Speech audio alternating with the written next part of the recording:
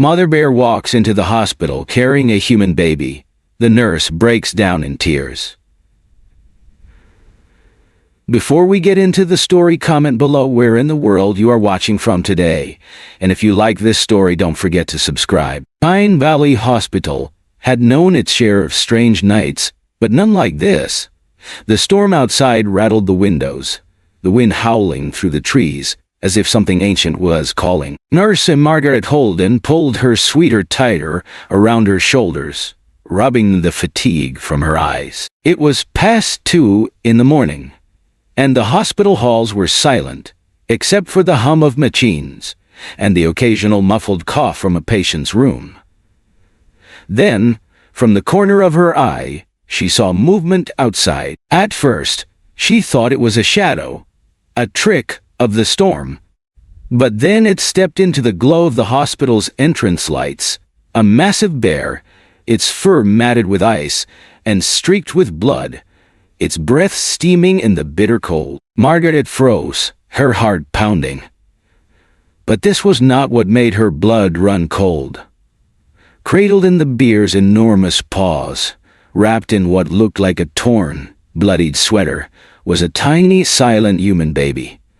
Margaret's breath hitched. The bear moved with careful steps toward the glass doors, its dark eyes fixed on hers. There was no aggression in its posture, no wild unpredictability. Instead, there was something in its gaze that Margaret had never seen in an animal before. Pleading. Her hand hovered over the security button.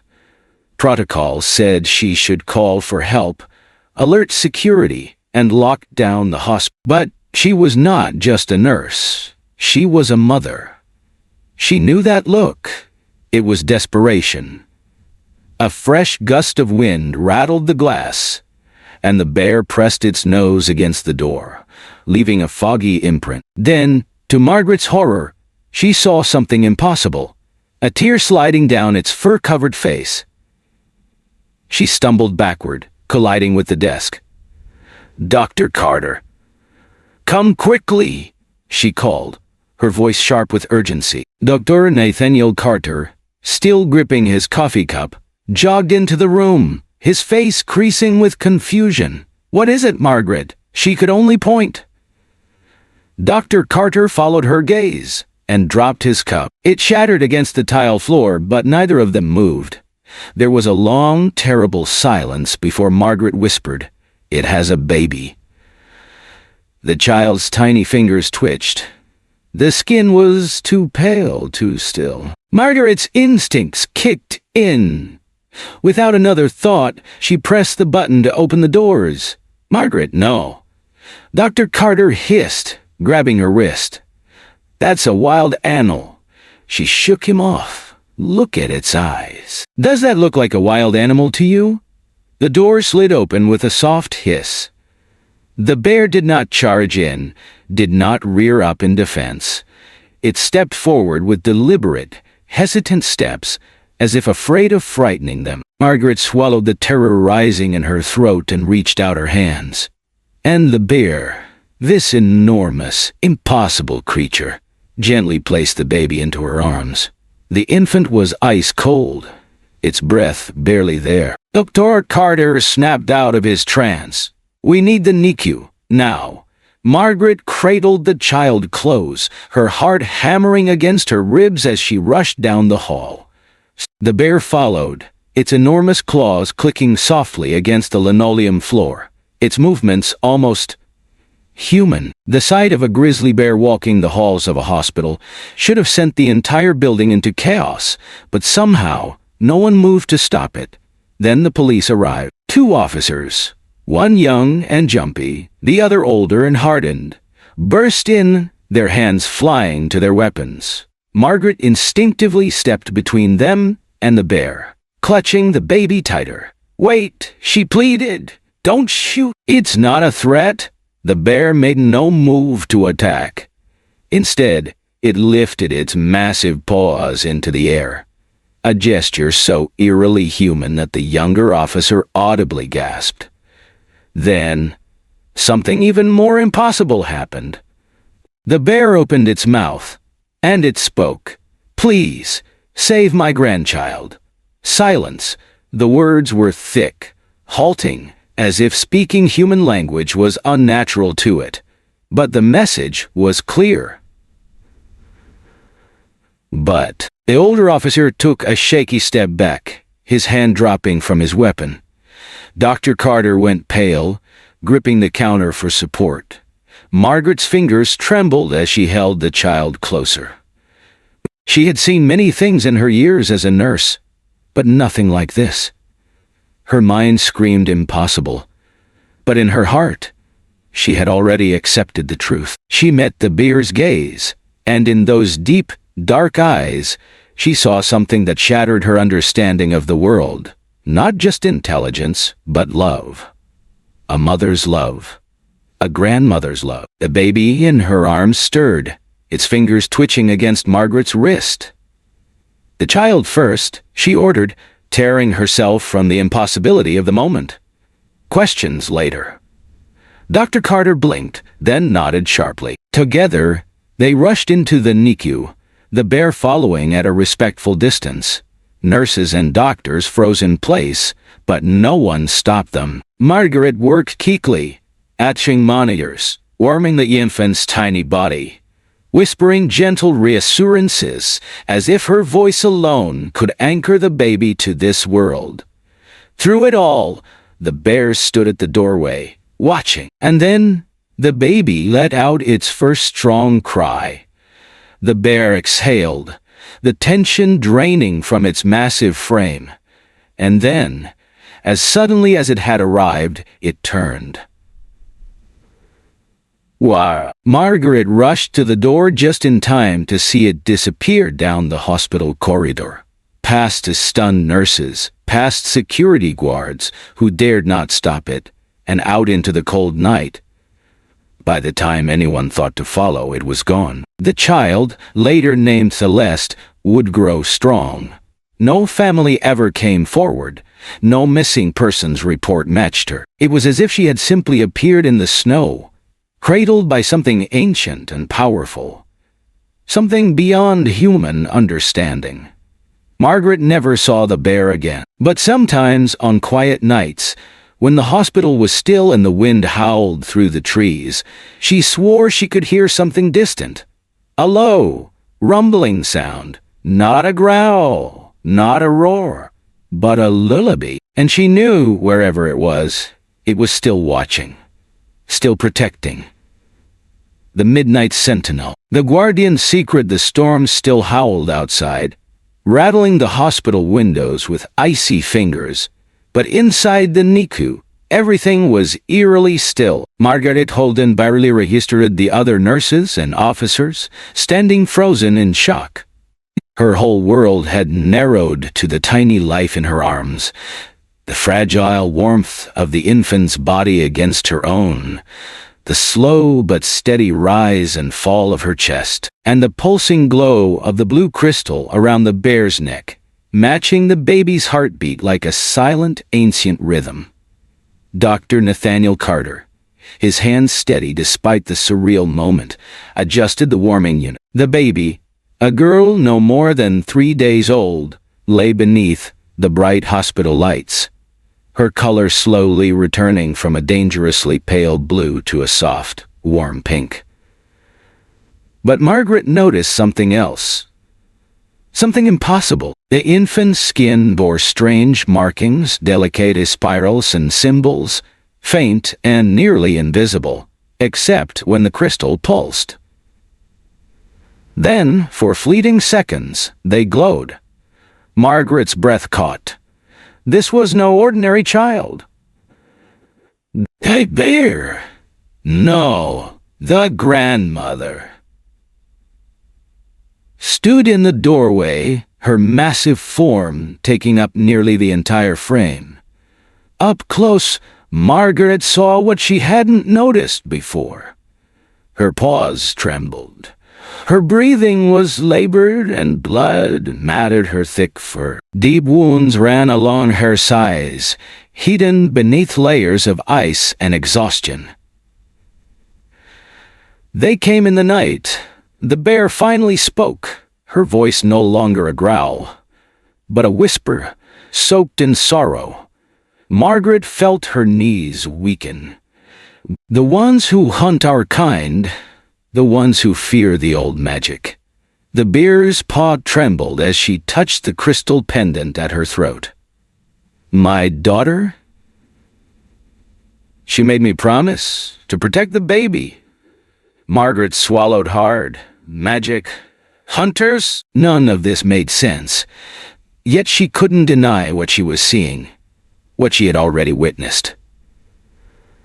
The grandmother bear's breathing grew more ragged, her body swaying. She was losing strength. The hunters followed us through the mountains, she continued, her voice barely more than a breath. Through the storm.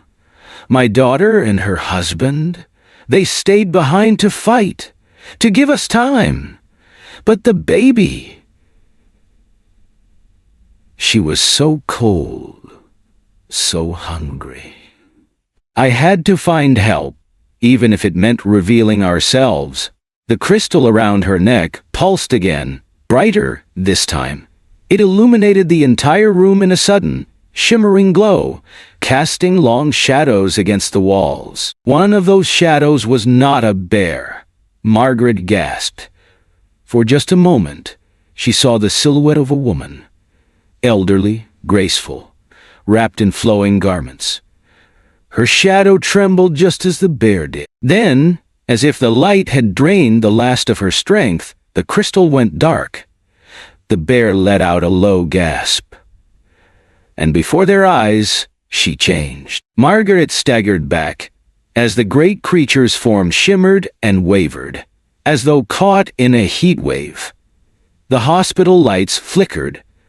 The air itself seemed to ripple. Then the bear was no longer a bear. Where the massive animal had stood, there was now an old woman. She collapsed forward, but Officer Martinez caught her before she could hit the floor.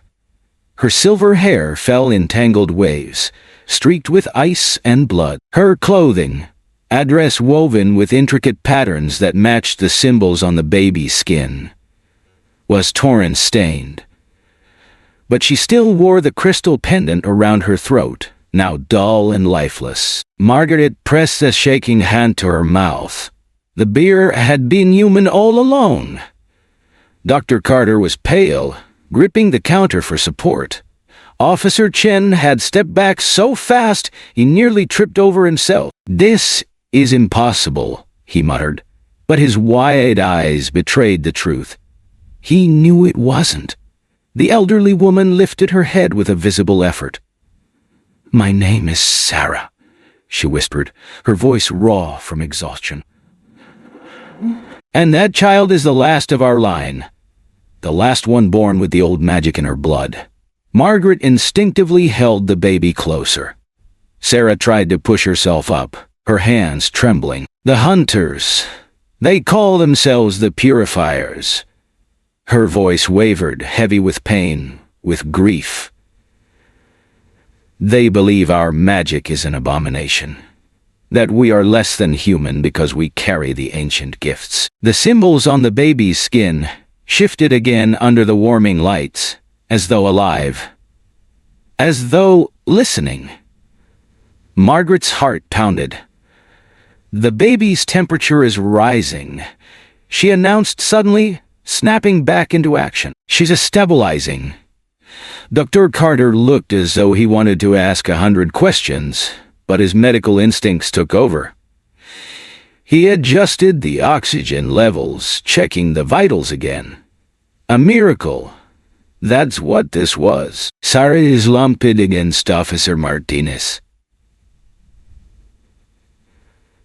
I can't stay, she rasped, her eyelids fluttering.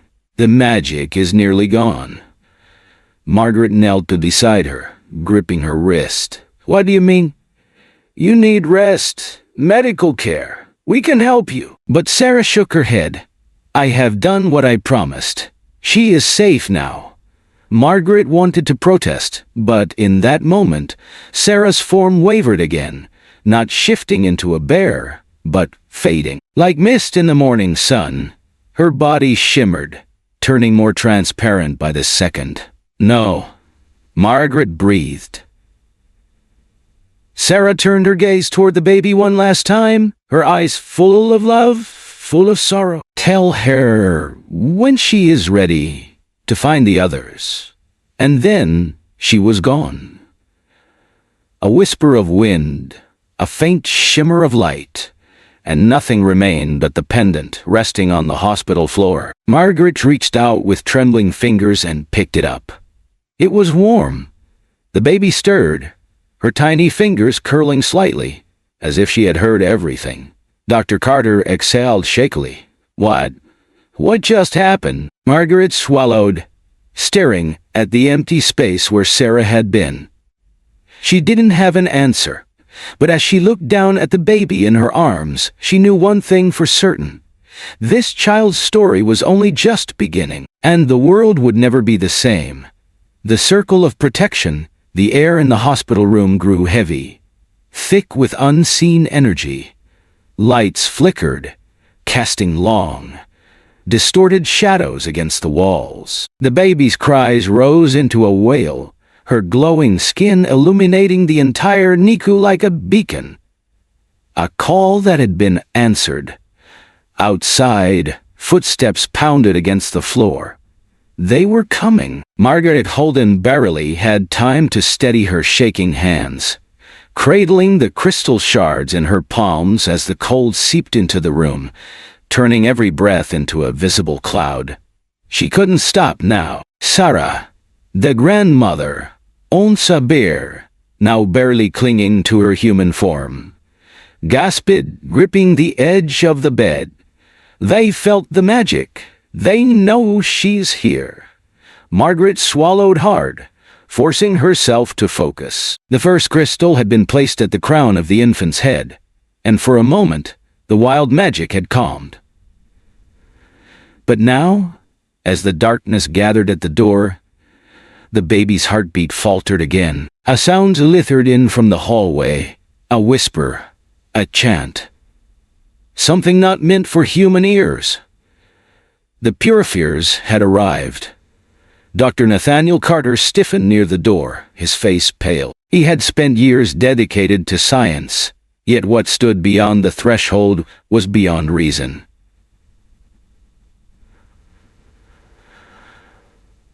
Officer Chen adjusted his grip on his weapon. "Are armed," he warned. "But whatever's with them is not normal." Margaret barely heard him. Her heart pounded. The baby was growing colder again. The glowing symbols on her tiny arms flickered. Her body caught between worlds, between life and something else. No. Not yet. Not while she could still be saved. Margaret knelt and placed the second crystal directly below the child's tiny feet. The stone shimmered to life, casting a ripple through the room. The baby let out a soft sigh. It was working. Sarah gasped, collapsing against Officer Martinez. Her skin was almost translucent now, her energy fading as the crystals absorbed what remained of her magic to sustain the child. "Faster," she rasped. "Before it's too late." Margaret didn't hesitate. She placed the third, then the fourth crystal. Outside the door, something scratched against the walls. Then the lights died completely. The hospital room was plunged into darkness except for the eerie glow of the baby's skin and the pulsing crystals. The whispering in the hallway grew louder. Then came a single voice, smooth and chilling, spoken with absolute certainty. "There is no place for your kind anymore." Margaret froze, hands trembling over the next crystal. The words felt like knives against her skin, each syllable cutting into the very air.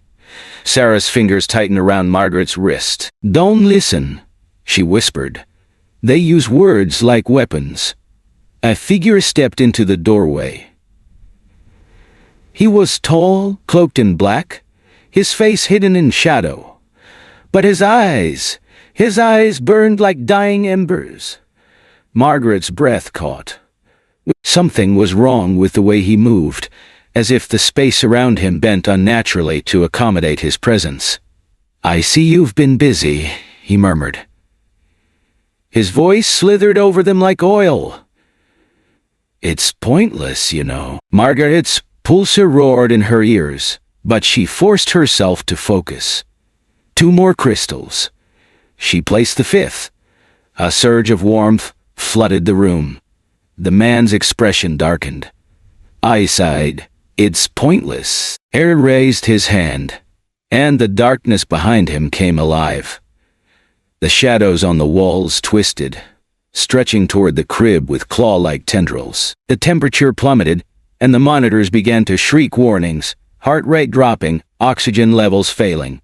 The baby was slipping away. Margaret acted on instinct. She grabbed the last crystal and pressed it down. The moment it touched the surface, light erupted. Not just from the crystals, from the baby. The dark tendrils recoiled, hissing like something alive. The purifier staggered back, his cloak billowing wildly as if caught in a storm. Sarah gasped. "It's working." Margaret clenched her jaw. One last step. She completed the circle, pressing her hands over the nearest stones. And then everything stopped. The room filled with silence, broken only by the baby's steady, peaceful breathing. Margaret looked down. The child's symbols had faded, her skin now smooth and warm. Her heartbeat, strong, stable. Sarah let out a ragged sob of relief. The purifier was staring at them, his mouth curled in a sneer, but his power had broken. "You meddle with forces beyond your comprehension," he spat. "She will never be safe." Nathaniel Carter stepped forward. "And I guess you'll have to go through us." Officer Chen and Martinez raised their weapons. The purifier tilted his head, amused. Then, as if made of mist, he simply vanished, retreating into the void that had birthed him. The hospital lights flickered, then returned. The shadows were gone. Margaret collapsed back against the counter, her hands still shaking. The baby, alive. Sarah barely clinging on. I can't stay," the old woman murmured. Her form was fading, her body no longer solid. Margaret grabbed her wrist. "No, we can save you too." But Sarah smiled, a small, tired smile. "I was never meant to stay." She touched Margaret's hand with warmth that didn't belong to this world. "Protect her." And then, like embers carried by the wind, she was gone. Margaret didn't move for a long time. The only sound was the baby's gentle breathing. Salad, rubbing his face.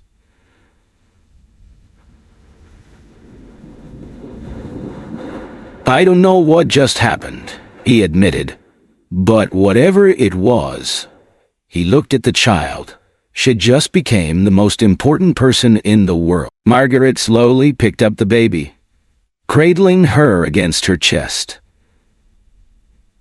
She didn't know what the future held, but she knew with absolute certainty that she would protect this child with her life, because the world had changed tonight, and it would never be the same again. The last protector. The air in the hospital room vibrated with unseen energy. The shattered remnants of Sarah's crystal pendant lay on the floor, their glow fading like embers in dying firelight. Margaret Holden clutched the old leather-bound book Sarah had given her, her heart hammering against her ribs. She wasn't ready for this, but there was no time to hesitate. Outside the hospital, red lights, dozens of them, floated through the darkness. More purifiers, a full hunting circle. Sarah stiffened, staring out the window. "They found us. Officer Chen cursed under his breath. We need a plan. Ow! Dr. Nathaniel Carter was already moving, shoving medical supplies into a bag. Take the baby, he ordered, his usual calm shaken. Get to the service elevator. Go underground. They'll expect you to run, but not beneath them. Officer Martinez unholstered his weapon. We'll create a distraction. Sarah turned to Margaret, her ancient eyes filled with determination. You must take her, she whispered. She's yours now. Margaret's breath caught in her throat. The baby, the tiny girl who had nearly shattered the world with her raw, untamed power, who had smiled at her in the midst of chaos, as if she knew her, as if she had always belonged to. The child stirred in her blanket, her fingers curling around Margaret's like they belonged there. Outside, the purifiers were closing in. Sarah placed her hands on the baby's forehead and whispered words in a language Margaret didn't understand. The symbols on the child's skin dimmed, hiding her magic, masking her presence. It won't last long, Sarah said, swaying slightly. But it will buy you time.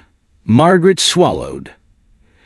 She had spent years as a nurse, making impossible decisions in life or death situations. But this was beyond anything she had ever known. And yet, there was only one choice. Why protect her? Margaret whispered. Sarah's lips trembled with a relieved smile. Then she turned toward the door. Oh, lead them away. Lead them away. Before Margaret could protest, Sarah reached for the nearest unbroken crystal on the floor, clutching it so tightly her knuckles turned white. You can't. But it was too late. With a whisper of ancient words, Sarah began to change. Her body blurred, folding in on itself, her limbs twisting until her humanoid form melted into something massive, something primal. A bear stood in Sarah's place, fur streaked with silver, eyes filled with sorrow and determination. She let out a deep, guttural roar, one that shook the walls of the hospital. Then she turned and charged toward the entrance. The moment she burst into the hallway, alarms blared. The purifiers had found her. Margaret didn't have time to watch what happened next. She ran. The escaped Nathaniel led her through the dimly lit back corridors of the hospital, cradling the baby against her chest. Hold her tight, he muttered. She already was. A distant crash echoed from the front of the building. Gunshots, screaming, snarling. Margaret squeezed her eyes shut. Keep moving. Don't look back. They reached the service elevator just as a deafening explosion rattled the hospital walls. Margaret gasped, nearly losing her footing. What was that? Nathaniel didn't answer. He just slammed the button for the basement. The doors slid closed. Margaret's breath came in fast, panic gasps as they descended. Sarah was up there, alone. No, she reminded herself. Not alone. She had chosen this fight. And now, Margaret had to choose hers. The elevator stopped, and the doors slid open into darkness. Nowhere to run. The parking garage was eerily silent, empty. Or so she thought. Nathaniel took a cautious step forward, then froze. Something moved in the shadows. Margaret's grip on the baby tightened. Then, a voice, soft, wrong. You really thought you could escape. Margaret's blood turned to ice. A figure emerged from the darkness.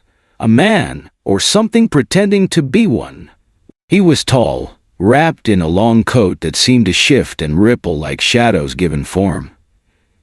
His eyes were pale, almost colorless, and in his hand, a black metal staff. Nathaniel stepped in front of Margaret.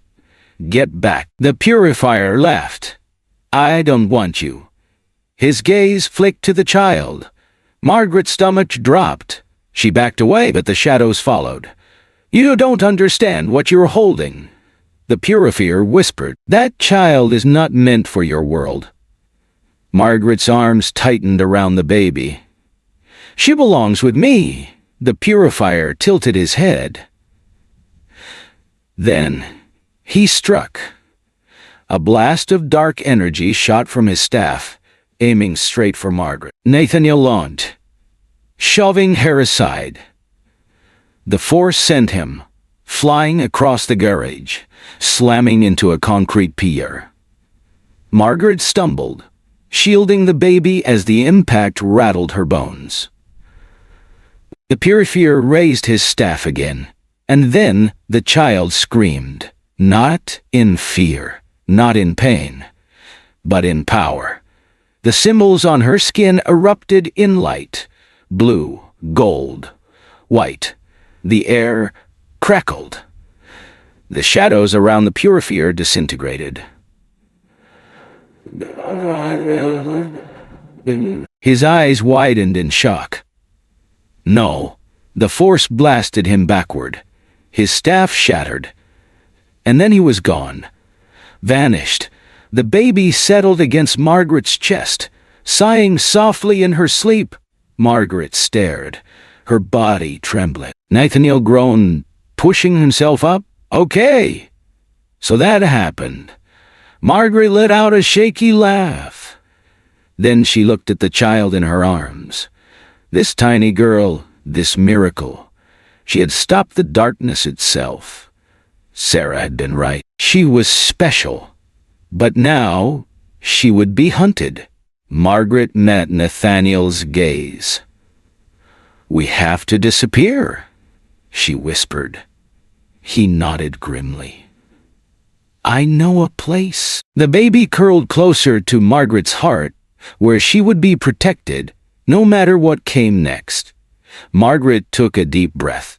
Then she turned, and without another glance at the ruins behind her, she ran into the night. The hunt had begun. But so had the legend. The hidden path. The fluorescent lights of the underground parking garage flickered ominously, casting long, shifting shadows against the concrete walls. Margaret Holden stepped out of the service elevator, her heartbeat drumming like war drums in her ears. She cradled the baby close, her grip firm yet gentle, as if the fragile life in her arms was the only thing anchoring her to reality. Above him, sirens howled.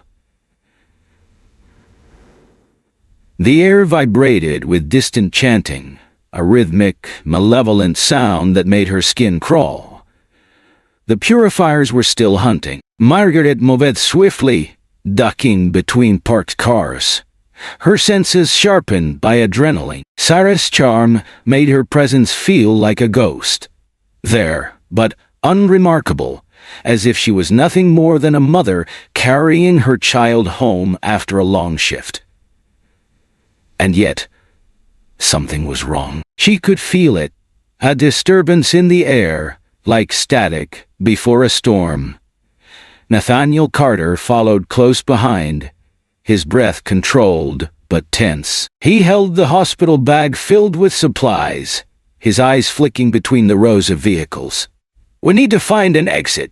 Now." Margaret nodded, adjusting the baby's position against her chest. The tiny girl was still asleep, her face peaceful despite the chaos surrounding them. The birthmarks on her arms had faded from view, but Margaret knew they were still there, hidden beneath the spell's protection. They reached a black SUV, parked near an emergency exit. Nathaniel pulled out a key fob, one Sarah had pressed into his hand moments before she sacrificed herself. A soft beep. The doors unlocked. Margaret slid into the back seat, securing the baby, as Nathaniel jumped into the driver's seat. "Hold on," he muttered. The engine roared to life, just as the first shadow detached itself from the wall. Margaret's breath hitched.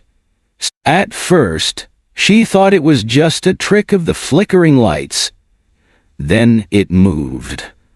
Long, twisting tendrils of darkness slithered along the garage floor, stretching toward them like living things. The temperature plummeted, frost spreading along the car windows. "Are here," she whispered. Nathaniel didn't hesitate. He floored the gas. The SUV tore through the garage, tires screeching as they weaved between parked cars. The shadows followed, gliding unnaturally fast, moving like ink spilled on glass. The exit ramp was just ahead. Nathaniel hit the remote for the security gate. Nothing happened. Blocked. Margaret's grip tightened around the baby as she whispered a desperate prayer. Then, a blinding light. The crystals in her bag hummed, vibrating against her hip. The air around them shimmered, and for just a moment, Margaret saw them, golden butterflies. Dozens of them, fluttering just above the hood of the car, their glow piercing through the darkness. Sarah, her final act. The security gate shattered as if struck by an invisible force. Nathaniel didn't question it. He just drove. They burst into the frozen night, the SUV skidding slightly as it hit the snow-covered road.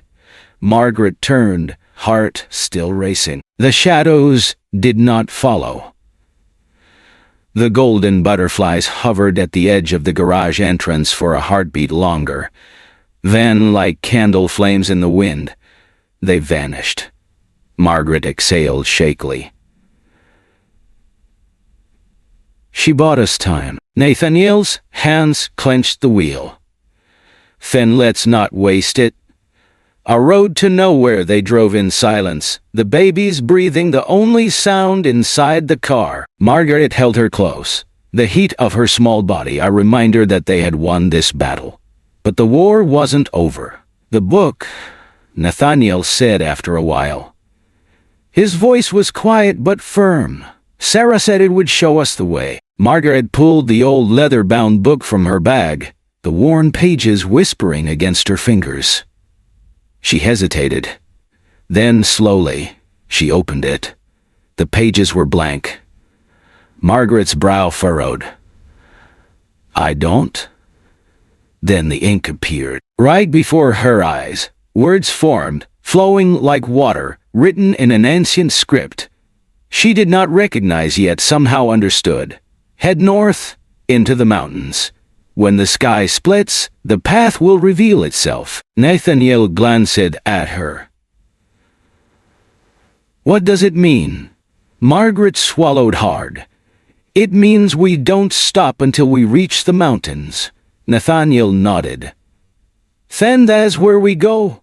The storm breaks hours past. The road twisted through endless stretches of pine forest, the moonlight casting silver streaks across the snow.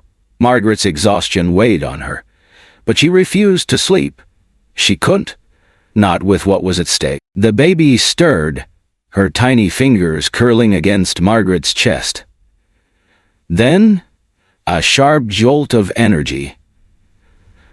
Margaret gasped as a searing pain shot through her ribs. It was brief, but deep, like someone had reached into her chest and squeezed her heart. The baby cried out, her cymbals flashing beneath the spell. "What's happening?" Nathaniel asked, his knuckles white on the wheel. Margaret didn't answer. She didn't have to, because suddenly the sky split open. A jagged streak of violet lightning tore across the clouds, illuminating the world in unnatural colors. Nathaniel slammed the brakes. Ahead of them, where there had been only forest, a road appeared. Not made of asphalt or gravel, but light. A shimmering golden path, stretching into the mountains. Margaret's breath caught in her throat. The book had been right. The sanctuary was real. Nathaniel's hands trembled slightly on the wheel. "Do we trust it?" Margaret looked down at the baby, now calm again, as if she knew this was the way home. Margaret nodded. "Yes." Nathaniel exhaled. Then He drove forward. The beginning of the end. As the SUV crossed onto the glowing road, the landscape around them shifted. The trees blurred, the sky deepened, stars burning brighter than they should. The air itself changed, filling with the scent of pine, of ancient magic, of something older than time. Margaret knew in that moment that they were crossing into a place hidden from the world, and for the first time in hours, she felt safe. As the glowing path led them higher into the mountains, Margaret held the baby closer, pressing a soft kiss to her forehead. "We made it," she whispered. The baby cooed softly in response, her tiny hands reaching up toward the sky. And somewhere in the darkness behind them, a new legend was being written. A legend of a child born of old magic. A legend of a woman who would become her guardian. A legend of a journey that had only just begun. The road to sanctuary, the further they drove into the wilderness, the heavier the air became, charged with something unseen, ancient. Wagging. Margaret Holden tightened her grip on the steering wheel. The dirt road had turned to nothing more than a narrow path winding through towering pines. The headlights barely cut through the dark. The key at her chest burned hot now, guiding her. The baby stirred against her chest, tiny fingers curling as if reaching for something unseen. The crystals in the bag hummed, their light flickering in response. Even without understanding magic, Margaret could feel it. They were close to something. But so were the purifiers. In the rear-view mirror, she caught a glimpse of them. Their black vehicles had vanished, but their presence hadn't. Shadows slithered through the trees, twisting unnaturally. The crimson glow of their tracking magic pulsed in the distance, hovering above the treetops like malevolent stars. Nathaniel Carter, seated beside her, exhaled sharply. "They're still coming." Margaret nodded. "Not for long." The book on the passenger seat flipped its pages on its own. The golden words floated into the air again, the swirling symbols forming a new message. "The path is hidden until the sky remembers." She swallowed hard. The sky, then, as if in answer, the clouds above them shifted. A gust of wind tore through the trees, scattering loose branches and kicking up dust.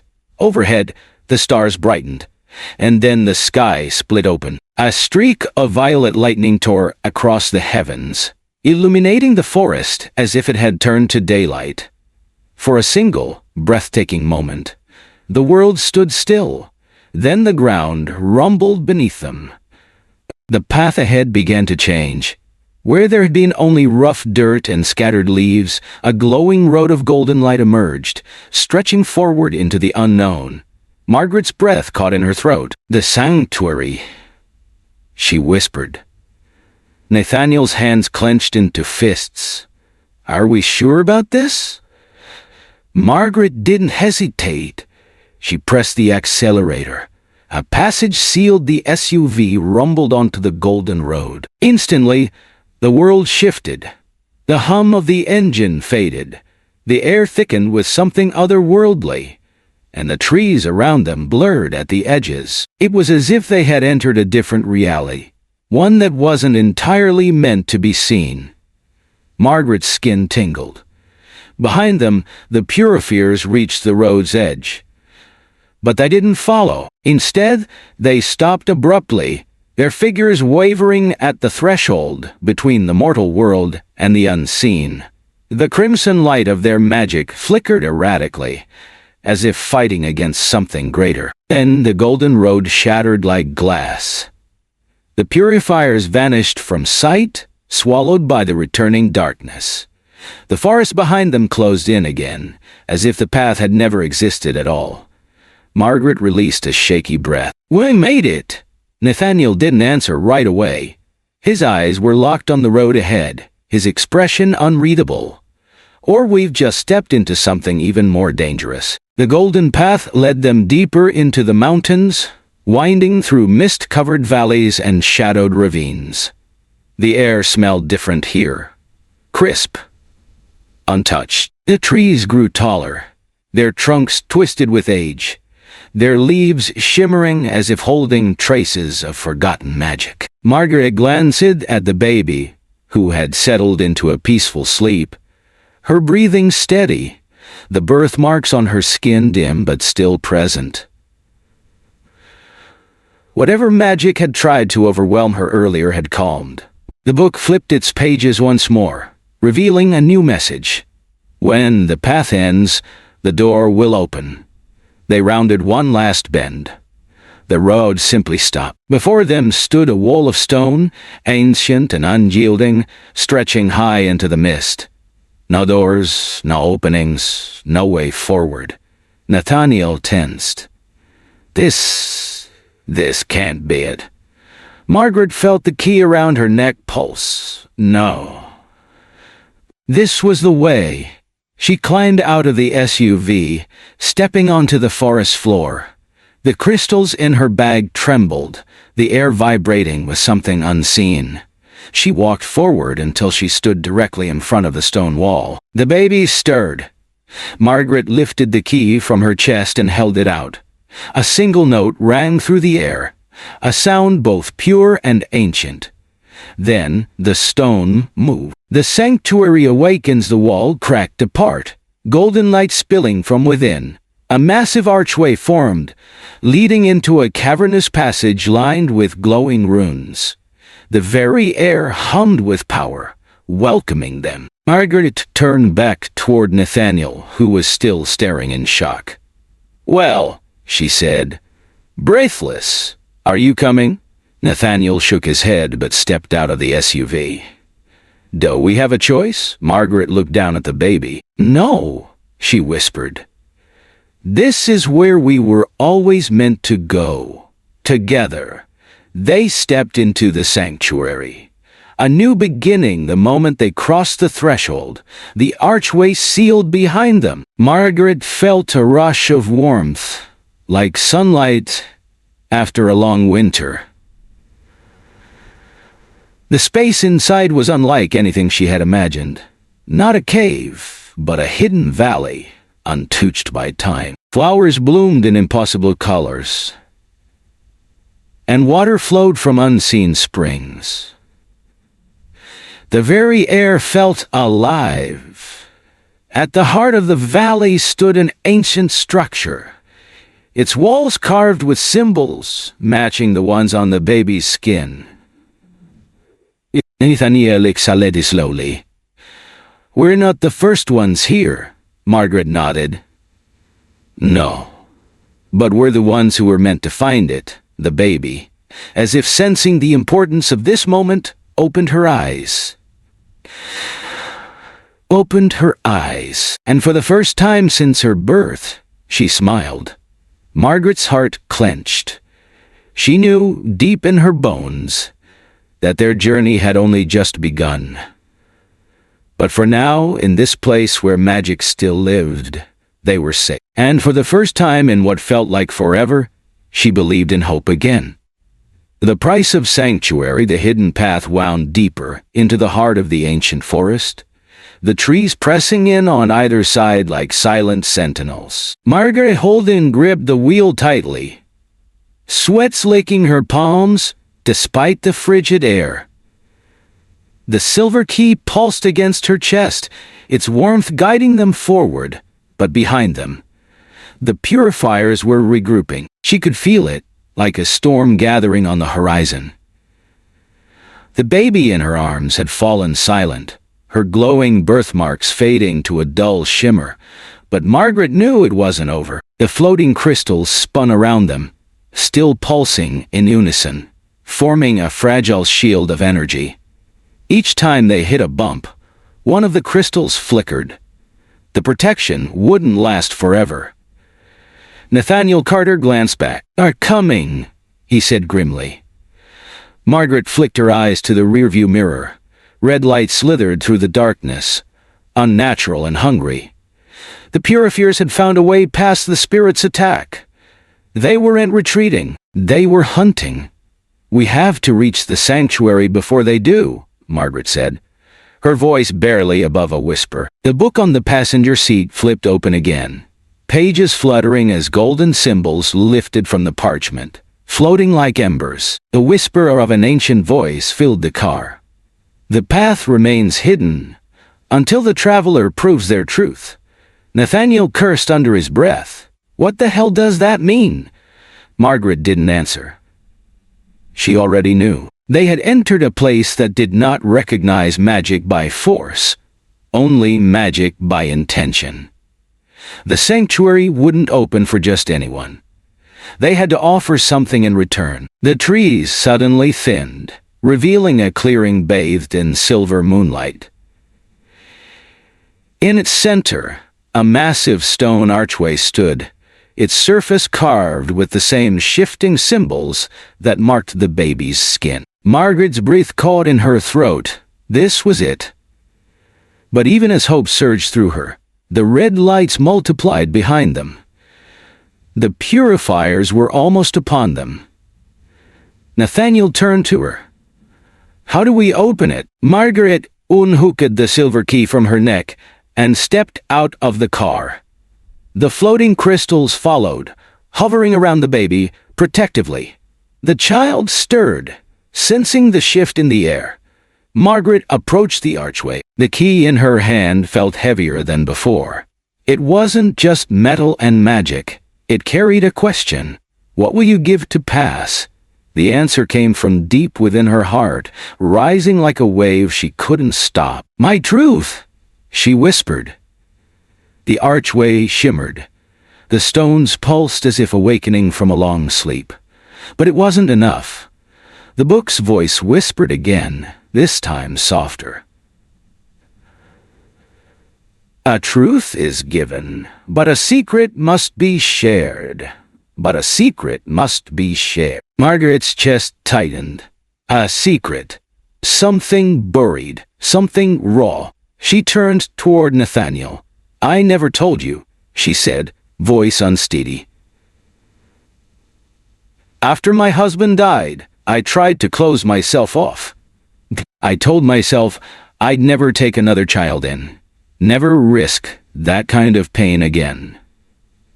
And yet," she looked down at the baby in her arms, tiny, fragile, the last of a powerful bloodline. "She was never mine," Margaret said, tears burning behind her eyes.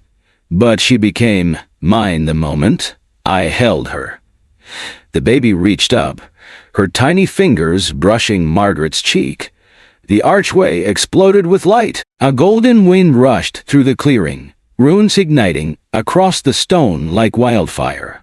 The symbols on the baby's skin flared in response, harmonizing with the ancient magic. Nathaniel stared, stunned. "You did it!" But Margaret had no time to celebrate. Behind them, the purifiers broke through the tree line. The final stand, the red glow of their magic stained the night. The leaders stepped forward, their crimson robes billowing, mask reflecting the archway's golden light. "This place belongs to us now," the leader declared. Margaret clutched the baby tighter. The crystals spun faster, responding to her fear. But the archway, it was open now. "We just have to cross," she said. Nathaniel moved toward her, but before they could step through, the purifiers struck. A wave of dark magic surged toward them. Margaret braced for the impact, but it never came. Instead, the baby lifted her tiny hand. The symbols on her skin blazed like a sunrise.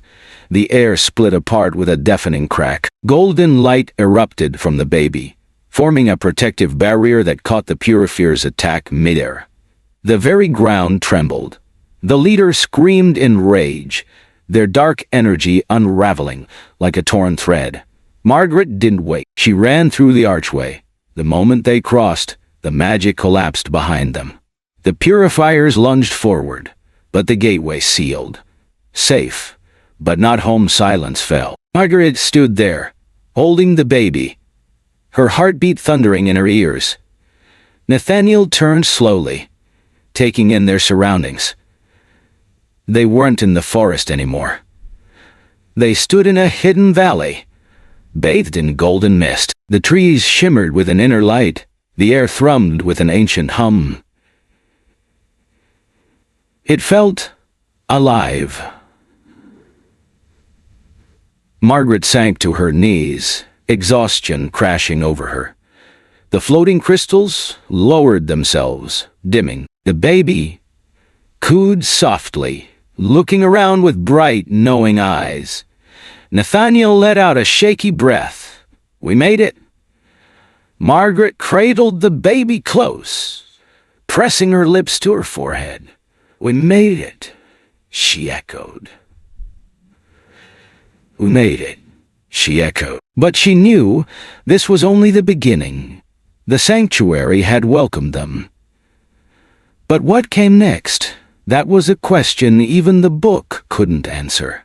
For now, though, they were safe. And for the first time in what felt like forever, Margaret let herself believe that it was enough.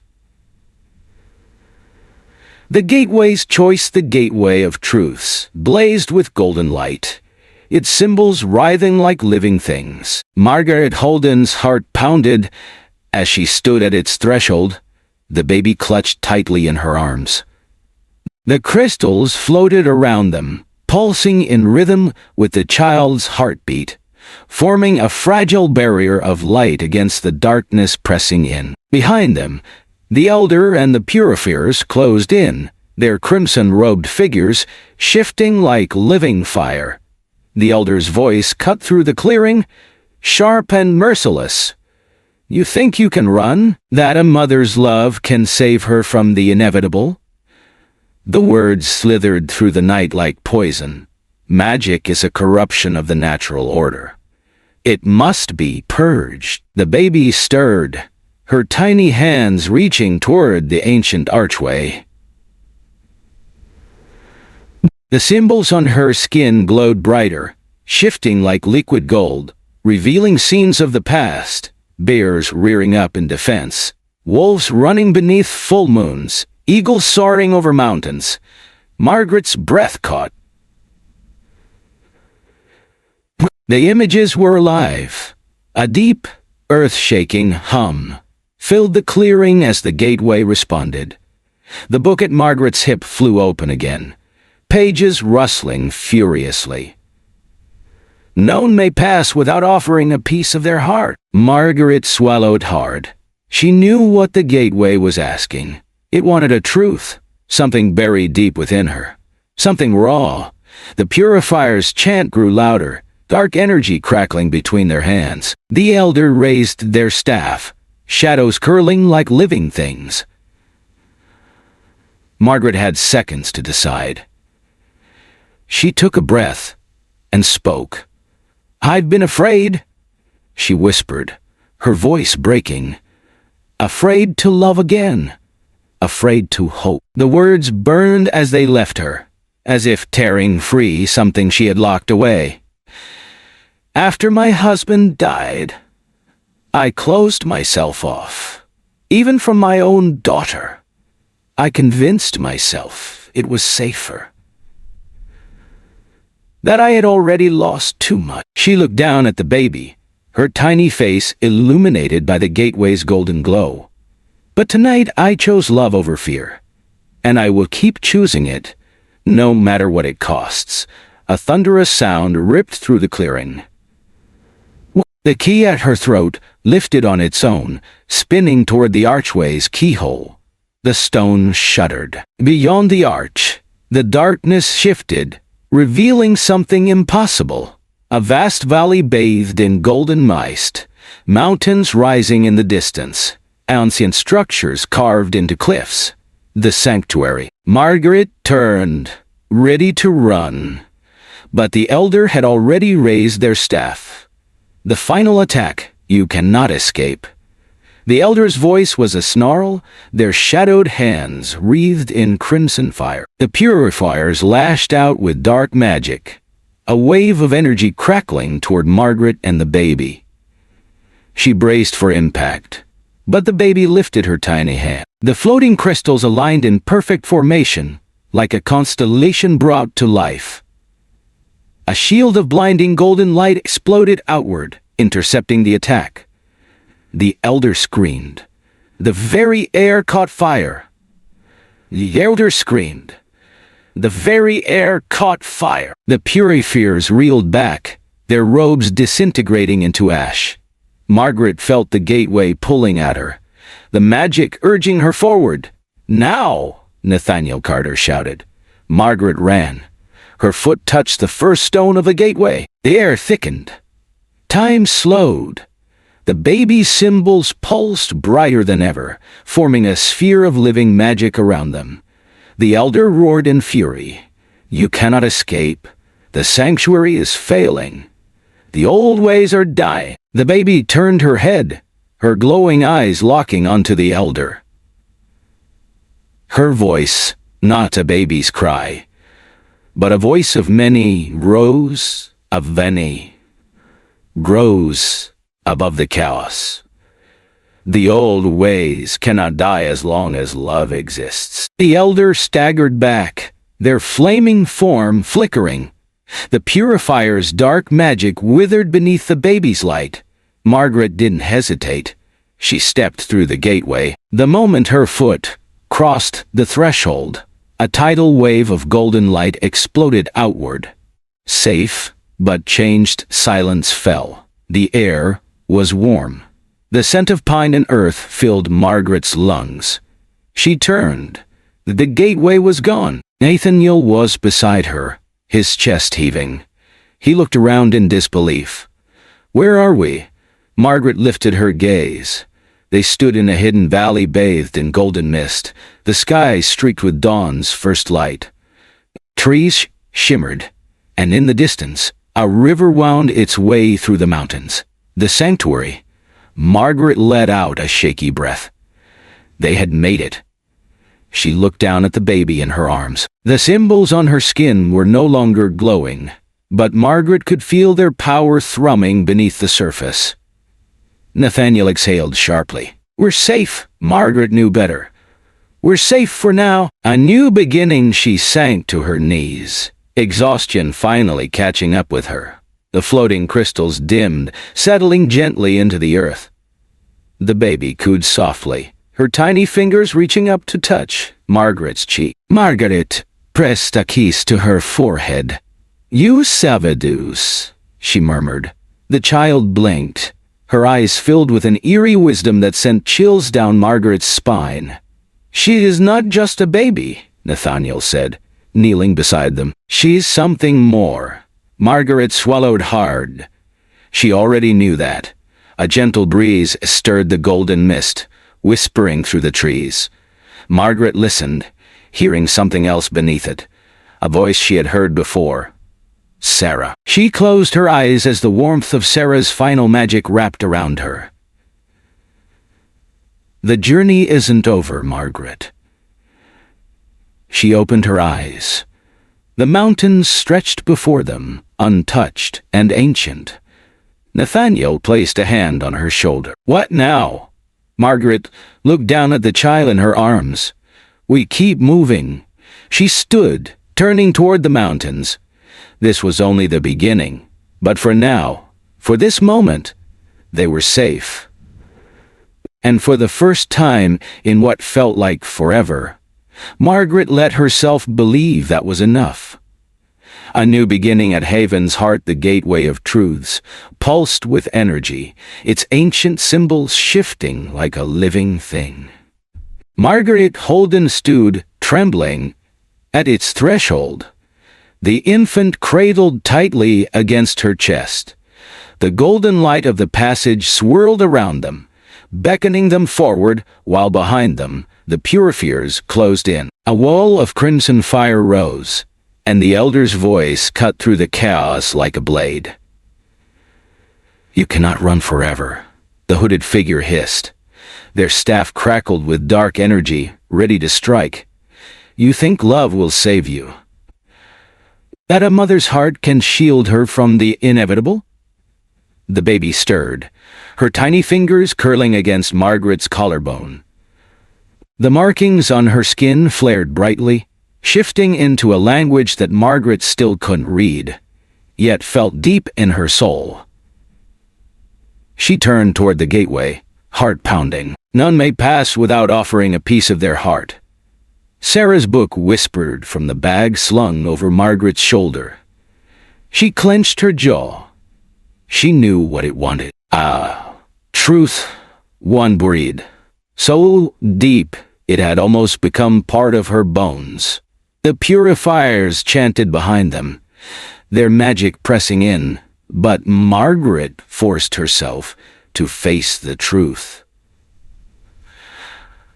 I was afraid, she whispered, her voice shaking. Afraid to love again. Afraid of losing something I couldn't replace. Tears burned in her eyes. After my husband died, I closed myself off. I told myself Emma was enough, that I didn't need anyone else. But that wasn't true. I was just scared. The air around the gateway vibrated, the ancient symbols flaring to life. But tonight, I choose love over fear, and I will keep choosing it no matter what it costs. The silver key around her neck pulsed, detaching itself and floating into the gateway's lock. The stone shuddered, and the tunnel beyond transformed from swirling light into a path lined with golden mist. Behind them, the elder let out a scream of fury. The final stand, a crimson blast of energy, tore through the clearing. Margaret didn't hesitate. She ran. The moment her foot crossed the threshold, a blinding light exploded outward. The purifiers shrieked, their dark forms writhing as the energy repelled them. And then, silence. Margaret stumbled forward, the baby's warmth against her chest the only thing grounding her. When she finally looked up, the world had changed. Welcome to Heaven's Heart. She stood on an ancient stone path, a valley stretching out before her, surrounded by towering mountains. Buildings carved from the cliffs glowed with a soft, ethereal light. The sky above was so full of stars that it looked like the heavens had split open. Margaret exhaled shakily. They had made it. The symbols on the baby's skin dimmed, returning to their faint golden glow. The floating crystals, their energy spent, gently settled back into her bag. A movement caught Margaret's attention. A woman stepped forward from the shadows of a nearby building. She was tall, with dark skin marked by ancient symbols similar to the baby's. Her gaze was steady, filled with wisdom and something Margaret couldn't quite name. Maya, the woman said, her voice like a warm wind through the valley. The sanctuary's keeper. Margaret's knees nearly buckled. Maya stepped forward, catching her with strong hands. Sarah sent word through the old paths that you were coming. We felt the battle at the gateway. Margaret swallowed hard. You know Sarah. Maya nodded, her expression softening. She was a guardian of the old ways. She sent you to us because she knew that the child would need more than protection. She would need to learn. And so will you. Margaret's mind swam with exhaustion. But there was one thing she needed to know. My daughter, she whispered. Emma, I need to. She is already on her way, Maya assured her. We sent guardians to watch over her the moment Sarah contacted us. She will arrive soon. Margaret's breath hitched. Emma was safe. Tears burned her eyes as relief swept over her like a crashing wave. Maya reached out, brushing her fingers lightly over the baby's forehead. The child cooed softly, her markings glowing in harmony with the ones on Maya's skin. Cher recognizes her own kind, Maya said with a small smile. And she recognizes you, protector. Margaret felt something shift inside her, a new certainty settling in her bones. This was no longer just about survival. This was about belonging. The sanctuary of the shapeshifters. As they stepped inside the main hall of the sanctuary, Margaret's breath caught. The vast space was warm and welcoming, filled with soft light. Shelves lined the walls, holding books older than any she had ever seen. A large, intricately carved cradle sat near the fireplace. Maya gently took the baby from Margaret's arms and placed her in it. "She will be safe here," Maya promised. "And so will you." Margaret sank onto a soft chair, her body finally giving in to exhaustion. Through the wide window she saw the path leading up the mountain. At the summit, a great temple carved from the stars pulsed with golden light. This was more than a sanctuary. It was a place of learning, of growth. Margaret looked at Maya. "What happens next?" Maya smiled. "The child will learn. She will grow into her power. And so will you." Margaret let out a shaky breath. She had come here as a nurse, a mother, a woman who had simply been trying to save a life. But now, she was something more. She had been chosen. The silver key lifted off the cradle, hovering for a moment before gently resting on the wooden frame. Sarah's book floated to a nearby shelf, its pages still faintly glowing. Margaret closed her eyes, her last thoughts of Emma, Sarah, and the incredible journey that had begun with a bear walking into her hospital. She didn't know what the future held, but for the first time in so long, she wasn't afraid. She was home.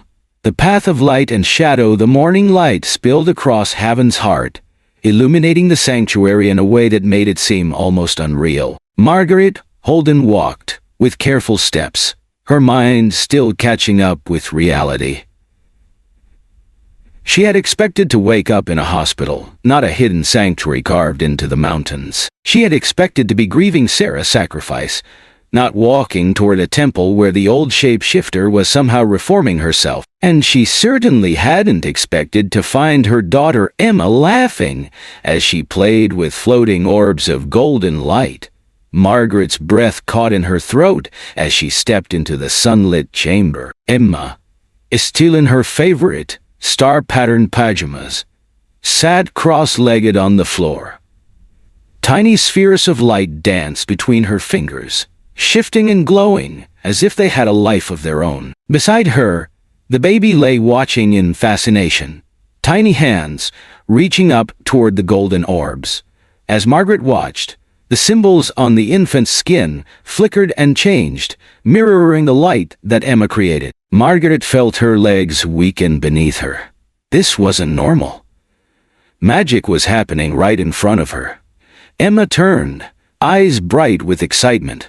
"Mom, look!" she exclaimed. "Maya says I've always had magic in me." "Just like you do." Margaret's stomach twisted with shock. "Me?" Emma didn't seem to notice her mother's stunned silence. She grinned and continued. "Maya told me how you saved Celeste." Margaret blinked. "Celeste?" Emma pointed at the baby, who turned at the sound of her name and smiled. "She told us her name," Emma said confidently. "It's written in the stars." Margaret's lips parted, but no words came out. She turned to Maya, who stood near the doorway with a quiet, knowing smile. Maya inclined her head slightly. "Celeste, the celestial dancer. That is the name she carries in the old language." Margaret let out a slow breath. It felt right. As if the moment Celeste had arrived in her arms, she had always been meant to be here. To belong here.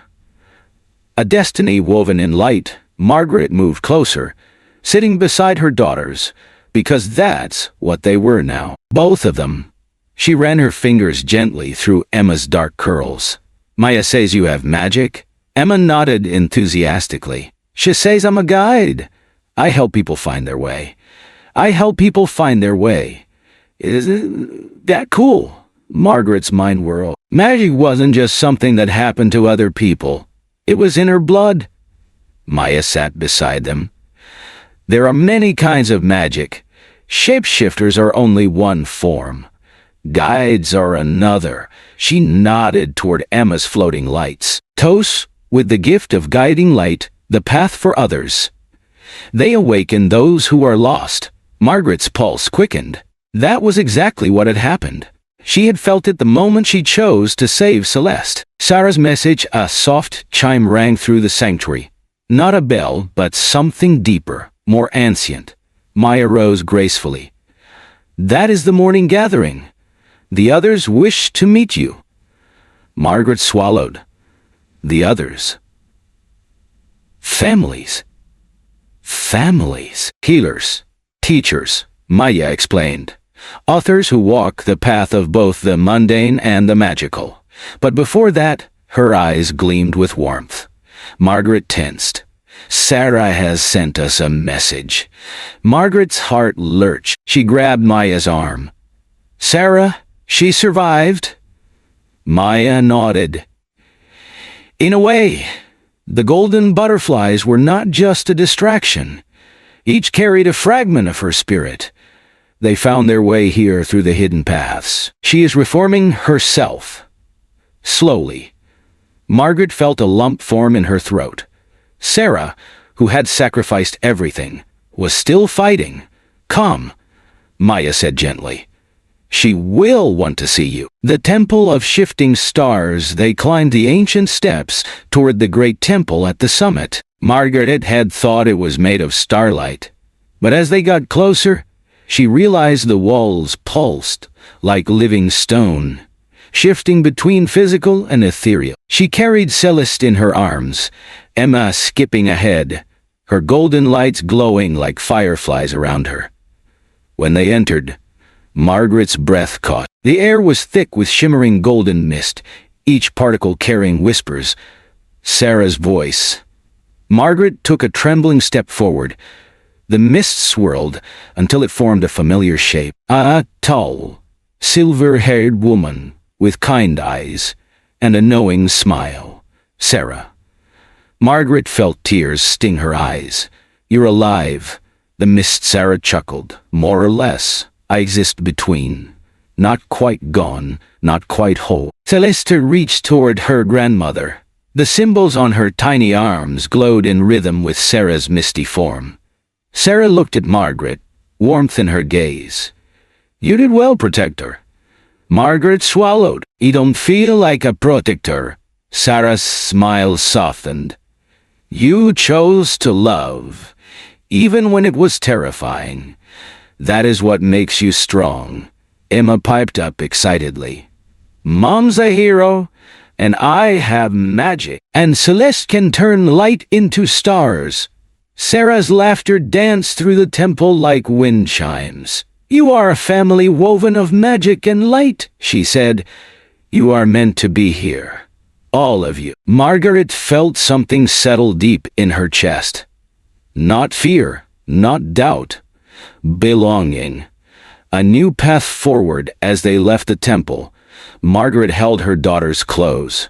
The sanctuary around them buzzed with life. Families moved about their day. Children laughed as they practiced their magic. Healers worked with both ancient herbs and modern medicine. It was a blend of old and new, human and magic. Maya turned to Margaret. What will you do now? Margaret exhaled slowly. I think I want to learn. Maya nodded approvingly. Then let's begin. As they walked down the path together, the morning sun bathed Haven's heart in golden light. Margaret no longer felt like she was running.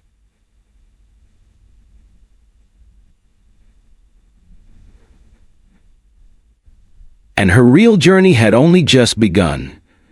This version deepens the emotional connection while maintaining suspense and storytelling richness. It ties Margaret's journey together beautifully, showing her transformation from reluctant protector to someone who embraces her destiny. The gathering of light and shadow, the morning light filtered through the towering crystals of the temple, illuminating its etched walls with shifting patterns of golden energy. The very air seemed to hum, as if the stones themselves were alive, singing in silent harmony with the power contained within. Margaret Holden stood at the entrance, Celeste cradled in her arms, her tiny fingers curling and uncurling as the symbols on her skin pulsed softly in a steady, rhythmic glow. At Margaret's side, Emma's golden lights danced, weaving delicate strands of warmth that filled the chamber. The energy in the room was unlike anything Margaret had ever felt. A blend of old and new, ancient wisdom and newfound wonder. And before them, waiting with open arms, was Sarah. She was no longer the wounded, fading warrior who had sacrificed herself to buy them time. Now, she stood tall and strong, her silver hair shimmering with traces of golden light, her symbols glowing in perfect synchrony with Celeste's. Margaret had so many questions, but all she could do was exhale in relief. Sarah smiled, extending her arms. "My family, both old and new." Margaret hesitated for only a second before stepping forward, placing Celeste in her grandmother's embrace. The moment their skin touched, the symbols on both of them ignited in a dazzling display of cascading light, reflecting across the crystalline walls. Emma gasped in delight, her golden spheres flickering as if they, too, recognized the reunion. Sarah's voice was warm but firm. "You were never alone," she said, her gaze locking onto Margaret's. "Even as you ran, even as you fought, the hidden paths watched over you. And now, they have awakened." Margaret swallowed, her fingers clenching at her sides. "Awakened?" Maya, standing nearby, touched the crystal wall, sending a soft chime through the chamber. "Come inside. There is much you need to see." Patience in the waters, they moved toward the center of the temple, where a reflecting pool shimmered with unnatural stillness. Unlike normal water, its surface did not ripple with their movements. Instead, images shifted and reformed, displaying glimpses of places far beyond Haven's heart. Margaret watched, a chill running down her spine, as she saw robed figures gathering in hidden places, their crimson garments flowing like liquid fire, the purifiers. Sarah's voice was grave. "They are moving, gathering." Maya waved a hand over the reflecting pool, shifting the image. Margaret gasped. It wasn't just the purifiers, it was ordinary people too. Across the world, others like her. Nurses, doctors, mothers, fathers. People who had no idea magic had ever touched their lives were beginning to awaken.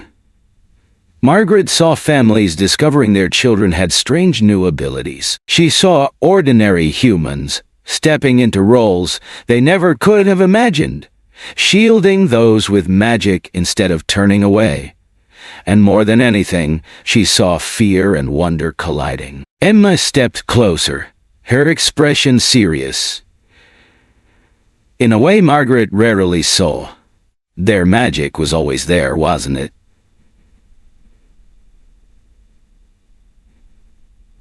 She asked quietly. "Like mine?" Maya nodded. "Yes. But it needed something to call it forth." She looked at Margaret. "Something, or someone, to light the path." Margaret's stomach twisted. She had only wanted to save a child. Now she had changed the world. A new kind of magic. Sarah lifted Celeste gently, letting her tiny hands reach toward the shimmering water. The symbols on her skin reacted, spreading outward, their designs shifting into something new. The crystals around the chamber pulsed, and suddenly, the images in the pool changed. Instead of fear and chaos, They saw magic spreading like roots through the earth. Not just shape-shifting, not just guiding light. Something new. Maya's voice held a reverence Margaret hadn't heard before. "The way you fought, Margaret," she said softly. "The way you combined human love with ancient power. It changed everything. Magic is not dying. It is evolving. It is evolving." The symbols burned brighter, and Sarah let out a soft laugh. The purifiers believe magic must be controlled, contained. But they never understood its true nature. She looked at Margaret. "Magic flows where it is needed." Emma grinned. "Like water." Sarah nodded approvingly. "Yes. And your mother." She opened the floodgates. Margaret took a shaky breath. "So, what happens now?" The gathering begins before anyone could answer. The great temple doors swung open. Margaret turned, her stomach flipping in shock. Families prayed. Humans and magical beings alike. Some bore shifting marks of power like Sarah's. Others looked perfectly ordinary, yet their eyes held a new kind of awareness. And among them, Dr. Reed, Officer Chen, Officer Martinez. Margaret's breath hitched. "You!" Chen smirked. "Did you really think we'd just forget?" Dr. Reed, still looking slightly out of place, crossed his arms. "Magic has been in front of us all this time. We just weren't looking." Martinez grinned, holding up a glowing crystal of his own. "Turns out, some of us had a little magic all along." Maija chuckled. "Magic reveals itself to those who choose to see." Margaret's throat tightened. They weren't just fighting for survival. They were building something new. A legacy reborn. Sarah stepped forward, her voice carrying through the great hall. "We stand at the edge of a new era," she declared. "The old ways are not lost. They are transforming." She lifted Celeste high, her symbols blazing with ancient light. "This child is the bridge between what was and what will be. And so are all of you." Margaret felt Emma's small hand squeeze hers. Celeste's tiny fingers curled against Sarah's skin. For the first time since this all began, Margaret felt no fear, no hesitation, only purpose. Sarah's gaze swept over them all. "Magic is not fading," she said. "It is rising." And the gathering answered as one. "We rise with it." As the ceremony began, Margaret stood with her daughters, Emma's golden lights swirling like stars around them. She knew there would be more battles to come. The purifiers were still out there. But Heaven's heart was strong, and for the first time Margaret Holden knew exactly where she belonged, right here, at the beginning of something greater than herself. And as the sun rose over the sanctuary, Margaret smiled, because this story was only just beginning. The tower of light that erupted from the starlight pool shot through the temple's roof, stretching high into the sky, a beacon unlike anything seen in centuries. Its glow was not just a physical phenomenon but a call, a summons to the magic buried deep within the world itself. Margaret held her breath as the cascading radiance flowed over everyone present. It wasn't blinding, nor did it burn. It was warm, gentle, familiar. The kind of warmth found in the arms of a loved one, in the quiet moments of comfort shared between mother and child. Magic had recognized them. Emma's light spheres danced joyfully in the air, shifting in perfect synchrony with the symbols on Celeste's skin. Every single person in the temple, whether they had been born into magic or had only just awakened to it, felt the shift. The barrier between worlds was not breaking. It was dissolving. The starlight pool shimmered again, its images moving faster now, showing scenes of the future that had not yet come to pass.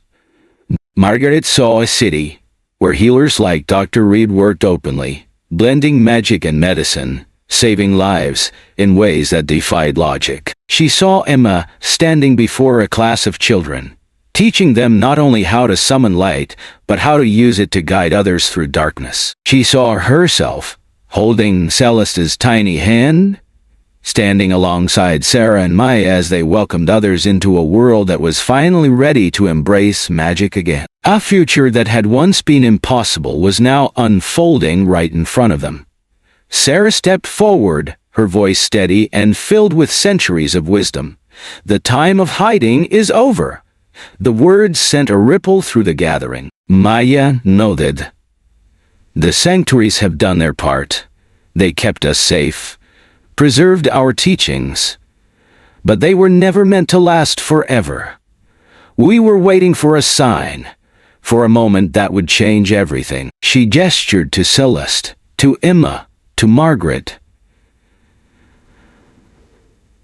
This is that moment. The gathered families, the healers, the protectors, the newly awakened, all turned to Margaret. She swallowed. She was just a nurse, a woman who had spent most of her life believing she was ordinary. And yet, everything had led her here. "I never asked for any of this," Margaret admitted, her voice raw with emotion. "I never thought I would have a place in something so big." She looked at Celeste, at Emma, at Sarah. "But love doesn't ask for permission." She let out a shaky breath. It's... The starlight pool pulsed, as if acknowledging the truth in her words. The images in the pool settled into a final, undeniable truth. Magic was returning to the world, not as something separate, not as something hidden, but as something that had always belonged. And those who had spent their lives trying to erase it, control it, contain it, they would soon find themselves standing against something far greater than fear. They would be standing against love. The temple doors burst open again, but this time, it wasn't an attack.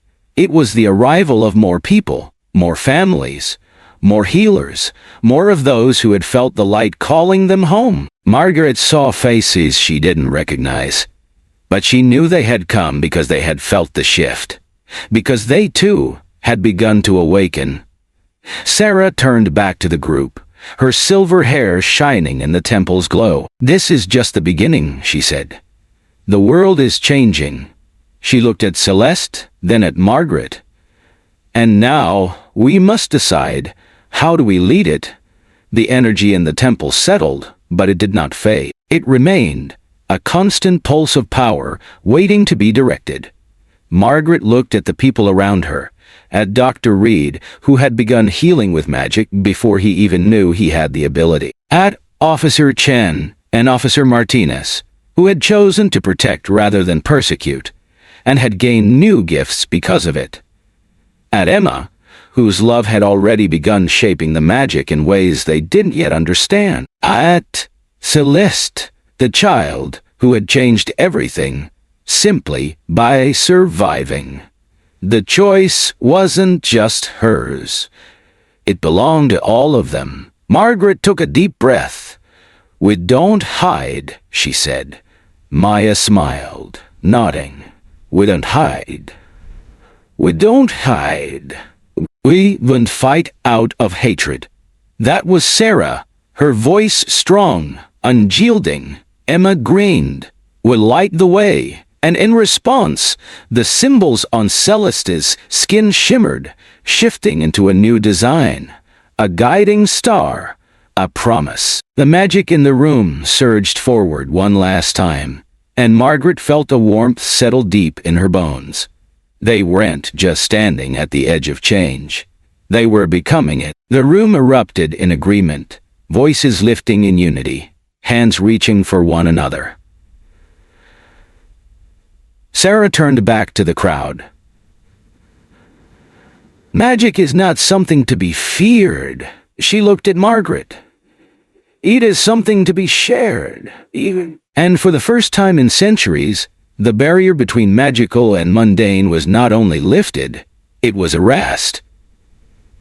The temple shimmered with light as a new path unfolded before them, one that none of them would walk alone, one that none of them would walk. And as Margaret held both of her daughters close, she realized they were ready for all of it.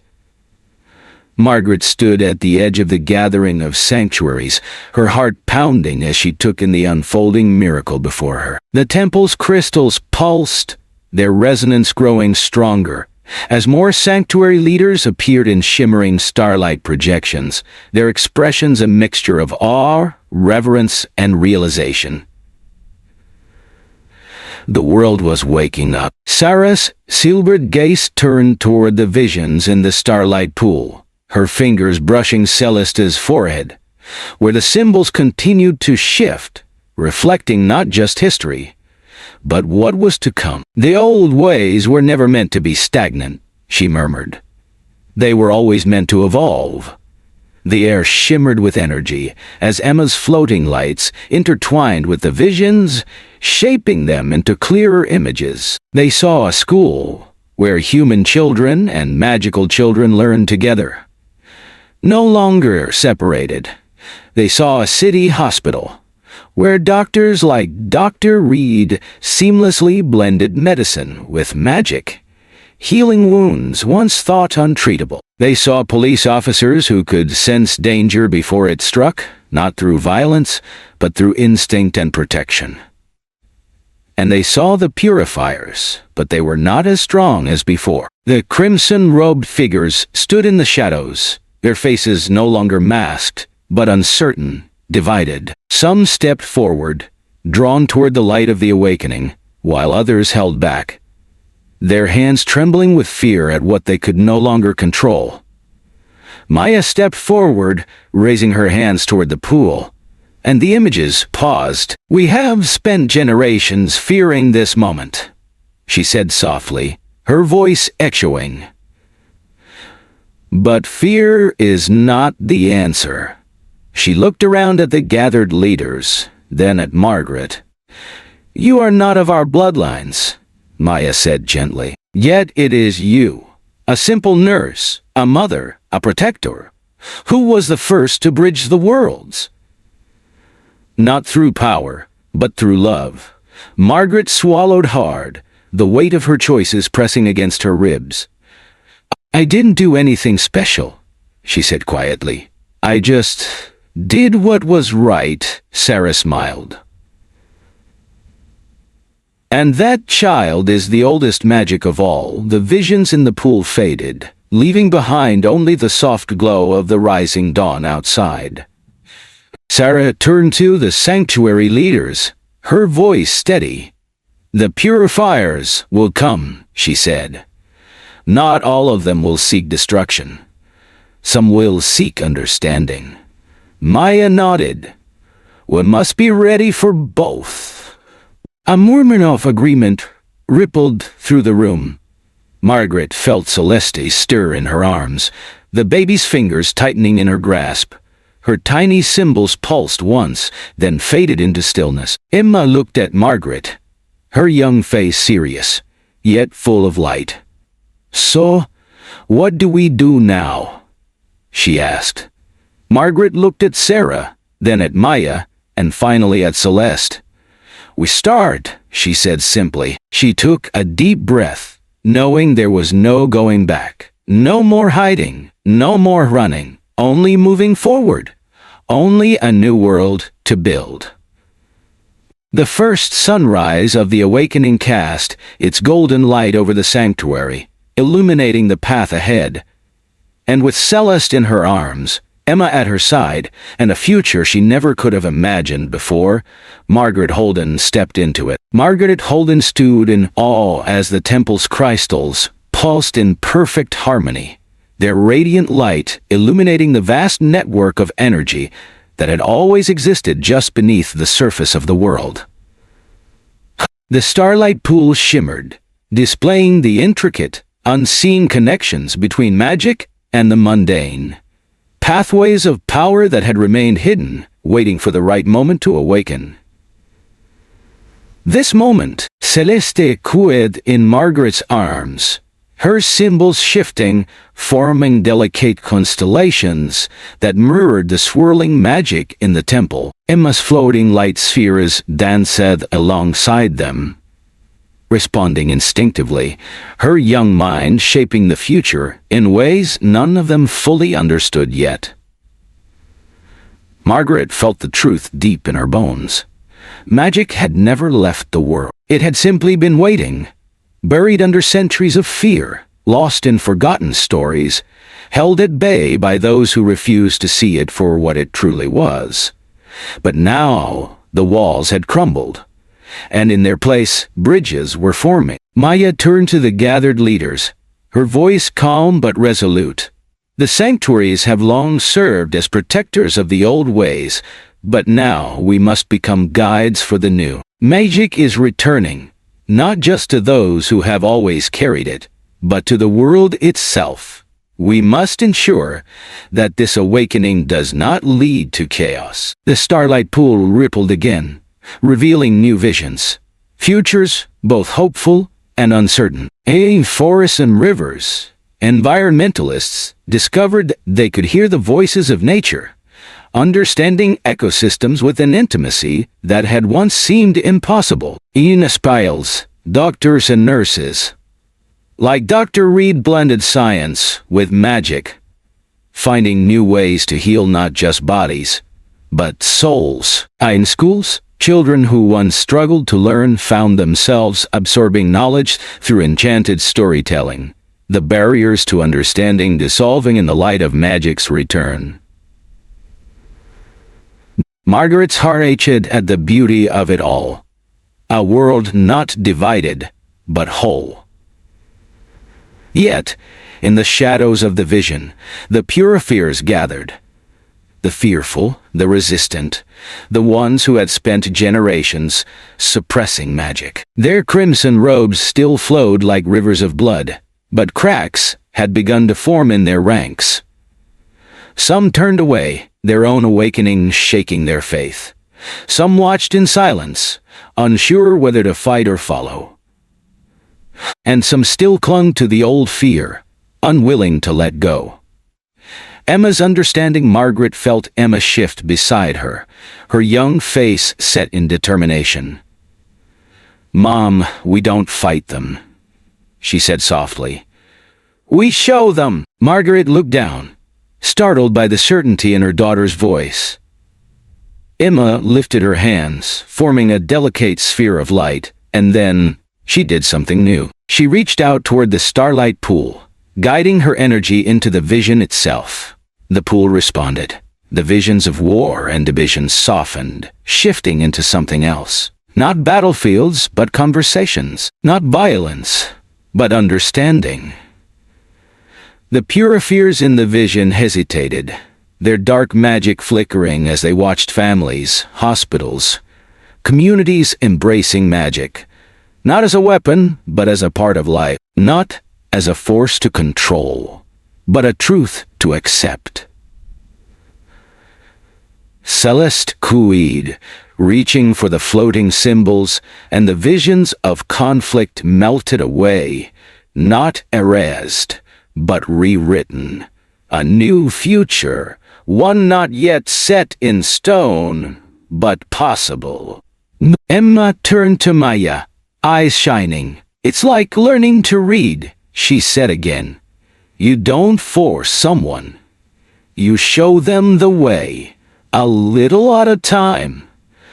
The sanctuary elders murmured among themselves, nodding. Even Sarah, who had seen more battles than any of them, smiled. Margaret felt something shift inside her.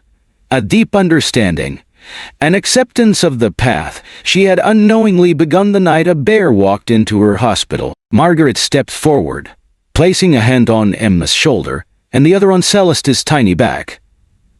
"Then that's what we do," she said. "We guide them. We show them how to move forward, how to heal the fear that kept magic locked away for so long. Maya nodded, her symbols shifting to match Celeste's, glowing with unity. Sarah's voice rang out, filled with pride and purpose. "Then let this be our first vow," she said, turning to the gathered leaders. A new circle formed, each person stepping forward, their magic interwoven with the light of the temple. One by one, they added their voices to the vow. "We will guide, not force. We will teach, not control. We will protect, not destroy. We will show the world what magic was always meant to be." The temple's crystals erupted in radiant light, their ancient energy responding to the vow, sealing it into the very foundation of the sanctuary. The barrier was gone. The bridge had begun. Margaret took one last look at the starlight pool, the future unfolding before her. A future where magic and science walked hand in hand. A future where hospitals, schools, and homes embrace magic instead of fearing it. A future where Emma and Celeste would grow up side by side, shaping a new world. And somewhere in the distance, the purifiers watched. Not yet defeated, not yet convinced, but watching. And for the first time in centuries, they saw the truth. Magic was not returning. Magic had never left. It had simply been waiting.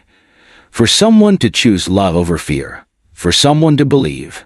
For someone like Margaret Holden. For someone like her daughters. And with that final truth, Margaret stepped into the light of a new dawn. Margaret Holden barely had time to process everything that had happened before she was back where it all started.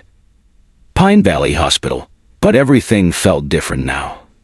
Magic was no longer hidden in the shadows or lurking in the unknown. It was here, humming through the walls of the hospital, awakening in the people who had always been destined to wield it.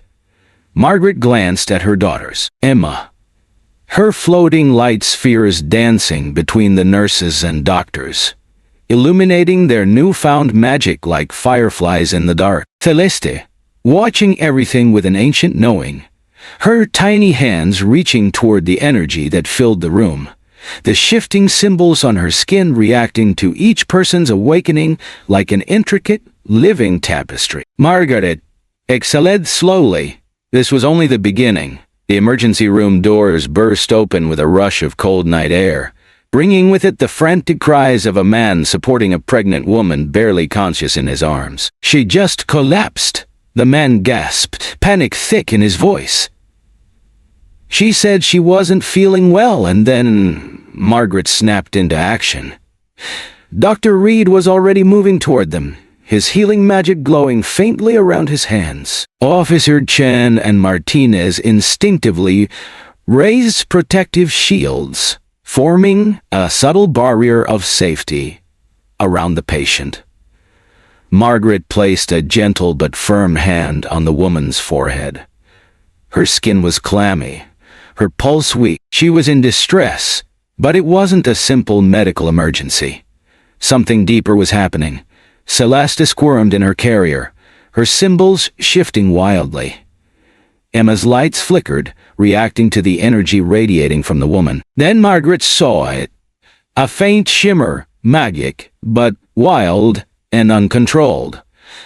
"This isn't just a medical condition," a weak whisper passed her lips. "My mother told me stories about our family, but I never thought." A surge of energy rippled through her, and the overhead lights flickered. Emma stepped closer, her hands glowing with soft golden light. "She's like us," she whispered. "She just doesn't know it yet." Margaret's breath caught. This woman wasn't just a patient.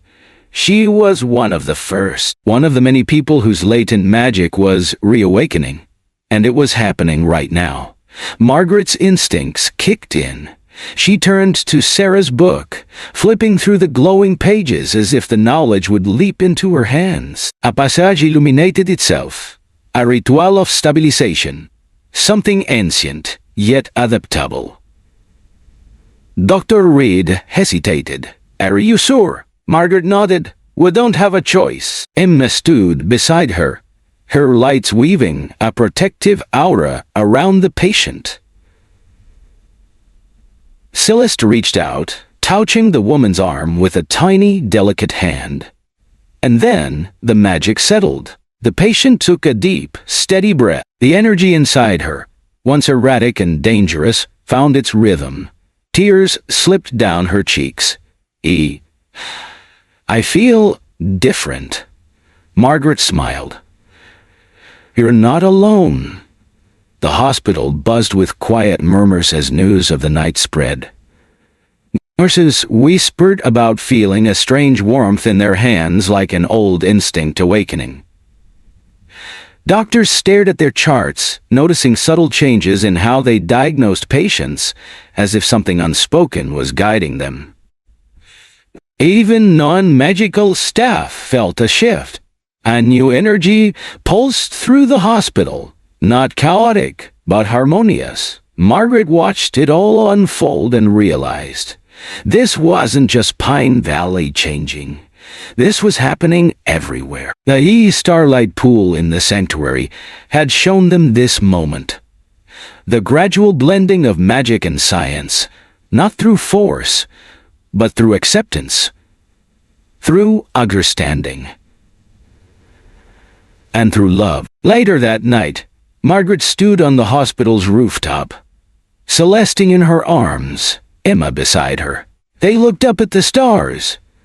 "Mom," Emma whispered, her voice full of wonder, "do you think the whole world will change like this?" Margaret thought about it, about the purifiers still resisting, about the fears that wouldn't disappear overnight.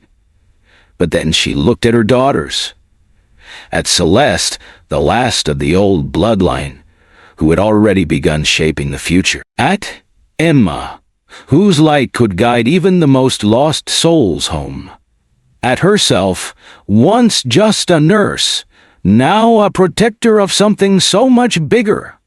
And she smiled. It already has. Somewhere in the distance, the purifiers were watching. They weren't attacking. They weren't running. They were watching. And perhaps, just perhaps, they were beginning to understand. A new path forward. The world was changing, not through war, not through fear, but through small moments of choice, through a bear carrying a baby into a hospital, through a nurse choosing to help instead of running, through a child's light guiding a lost soul home, through a mother's love strong enough to rewrite fate. Magic had never truly left. It had only been waiting.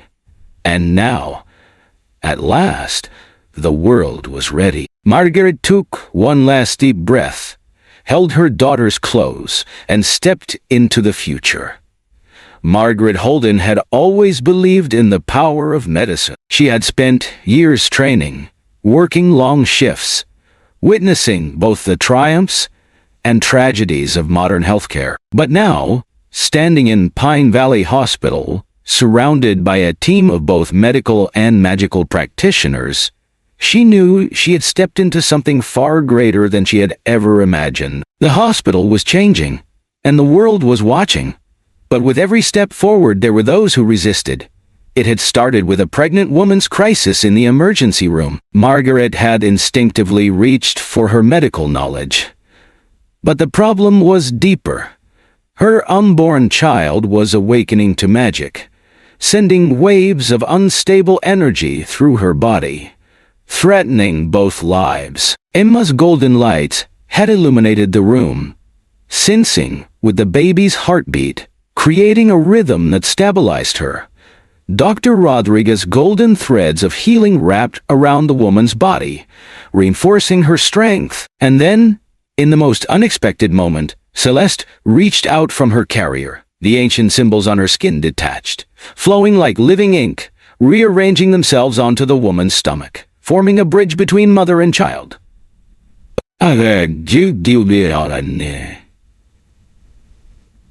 A balance.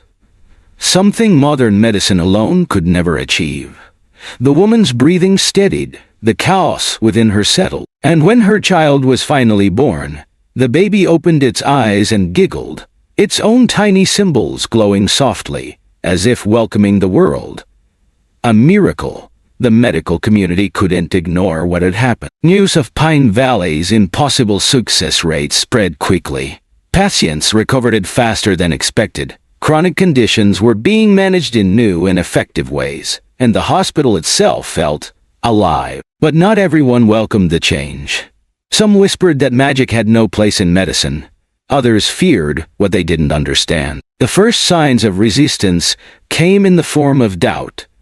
Whispers among staff, hesitant glances from visiting doctors, questions about the ethics of integrating magic with science. Then came the protesters. Margaret arrived one morning to find them lining the streets outside the hospital. Science-reading magic is dangerous. Keep supernatural forces out of medicine and regulate the unnatural wave in the cold morning air. Emma, standing beside her, dimmed her golden lights in sadness. "Tar scared," she said softly. "Just like in school, when Tommy Wilson's powers woke up and the other kids didn't know how to react." Celeste, nestled against Margaret's chest, reached toward the protesters, her tiny fingers twitching as the symbols on her skin began shifting, forming images of history. Margaret saw humanity's past fears displayed in a swirling narrative. When people feared the first healers for knowing too much about plants. When early astronomers were called heretics for studying the stars. When those born different had to hide who they were. And yet, each time, fear had been replaced by understanding. "This has happened before," Margaret whispered. "Not with magic, but with knowledge, with science, with discovery." She exhaled and squared her shoulders. They would not be stopped by fear. Inside the hospital, an unexpected ally awaited them. Dr. Sarah Matthews, a well-respected medical researcher and known skeptic, had arrived. But instead of dismissing what she saw, she studied it. "If this is real," she said, pulling out notebooks and recording devices, "then we need to prove it. We need to understand." She documented everything. The way Emma's lights could make invisible energy visible. How Celeste's symbols contained medical knowledge older than recorded history. How magic didn't replace medicine, but enhanced it. Her scientific curiosity gave them something powerful. Credibility. She worked with Dr. Reed to establish controlled studies, ensuring that magical healing techniques could be tested, measured, and accepted within the framework of medical science. Their research attracted more attention than they expected. Physicists arrived, curious about how magical energy interacted with quantum fields. Environmental scientists noticed that places touched by magical healing seemed to regenerate faster, as if nature itself responded. Medical schools requested partnerships, eager to understand how magic and modern medicine could coexist. And the best part? Patients, the ones who mattered most, felt the difference. Their pain eased faster, their bodies healed stronger, and for the first time, magic was no longer something to be feared. But not everyone was willing to embrace this new reality. The purifiers were watching. Margaret could feel it, a presence lingering just out of sight, observing, waiting. Sarah's golden butterflies, scattered throughout the city, sent back reports of strange movements. Purifiers' symbols appearing in alleyways, on street signs, in places where fear festered. "Their grip is slipping," Sarah warned. "They know it. That's why they'll fight harder now."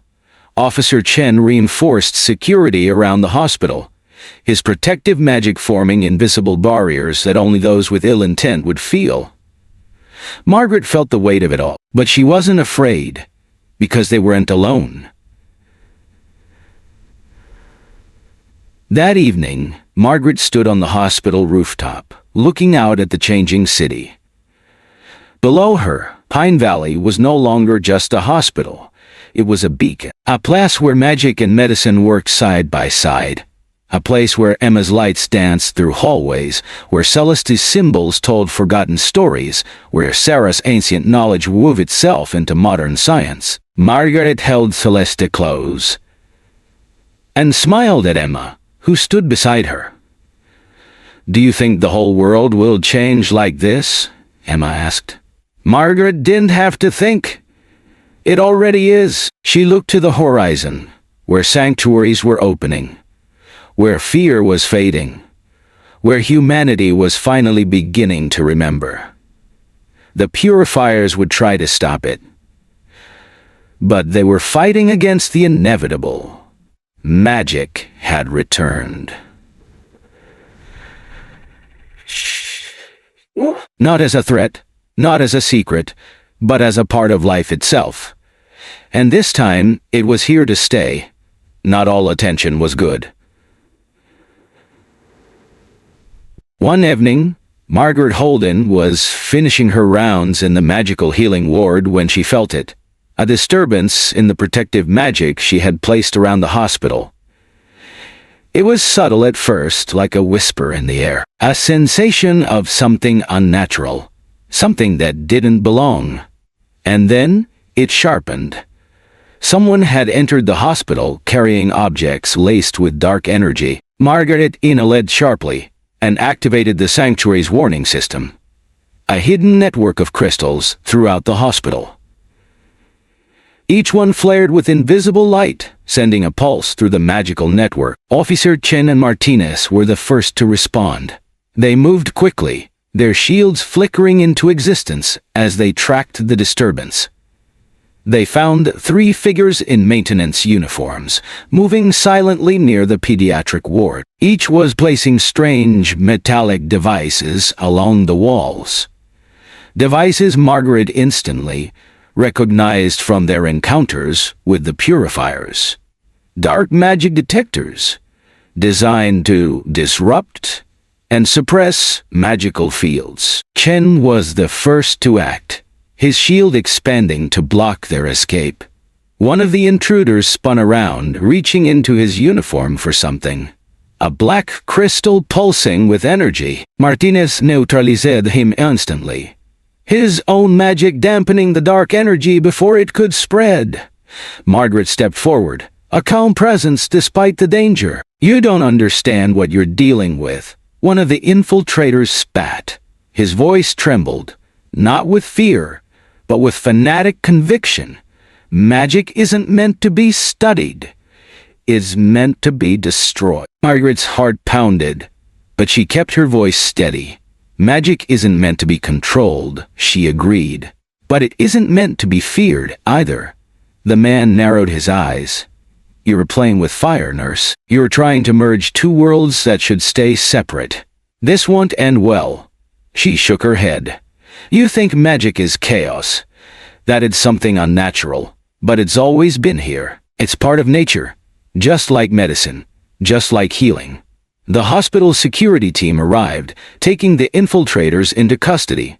But Margaret knew this wouldn't be the last time the purifiers tried to interfere. Their world was changing too fast for some, and fear had always been the greatest enemy of change. The attack only strengthened their resolve. Dr. Reed and Dr. Matthews took a more public approach, holding lectures that bridged the gap between science and magic. They proved, with careful studies, that magical healing didn't replace medicine, but enhanced it. Broken bones healed faster, but only with the right combination of medical setting and magical reinforcement. Chronic conditions could be stabilized, but magic worked best alongside physical therapy and traditional treatment. Pain management became more effective, especially with the use of light-based energy balancing. Margaret watched as the hospital evolved. Patients who had once been skeptics requested magical healing techniques. Families who had protested now came inside to learn. Even former critics were starting to understand that magic was simply another tool for healing, one that had been forgotten, but never truly gone. While the hospital transformed, so did Margaret's family. Emma's after-school program became something more. A sanctuary for children, their magic. She taught them how to control their gifts, using her own light spheres as a guide. Celeste, now a toddler, was growing into her own extraordinary power. Her shapeshifter symbols had evolved, no longer just ancient markings, but living diagrams that taught others how magic worked.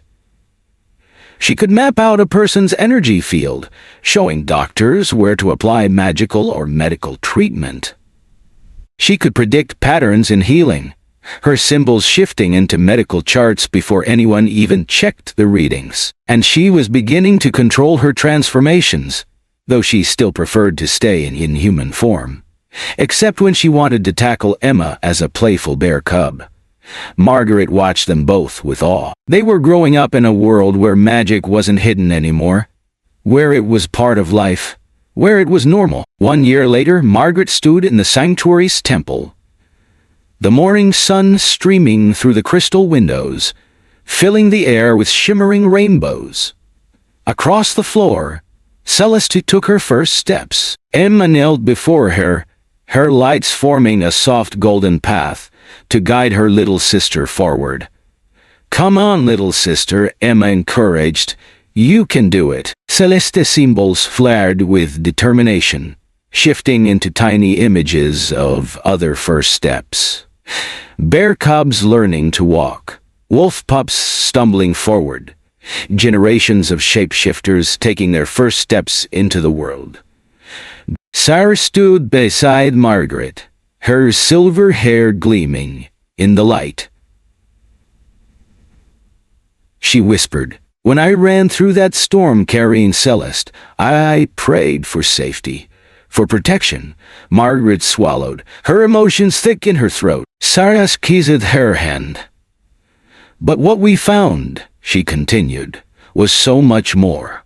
Celeste reached Emma and tumbled into her arms, giggling.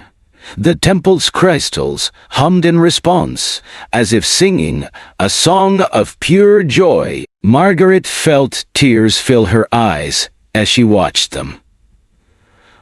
One daughter born to magic, one daughter awakened to it, but both shining with the same inner light.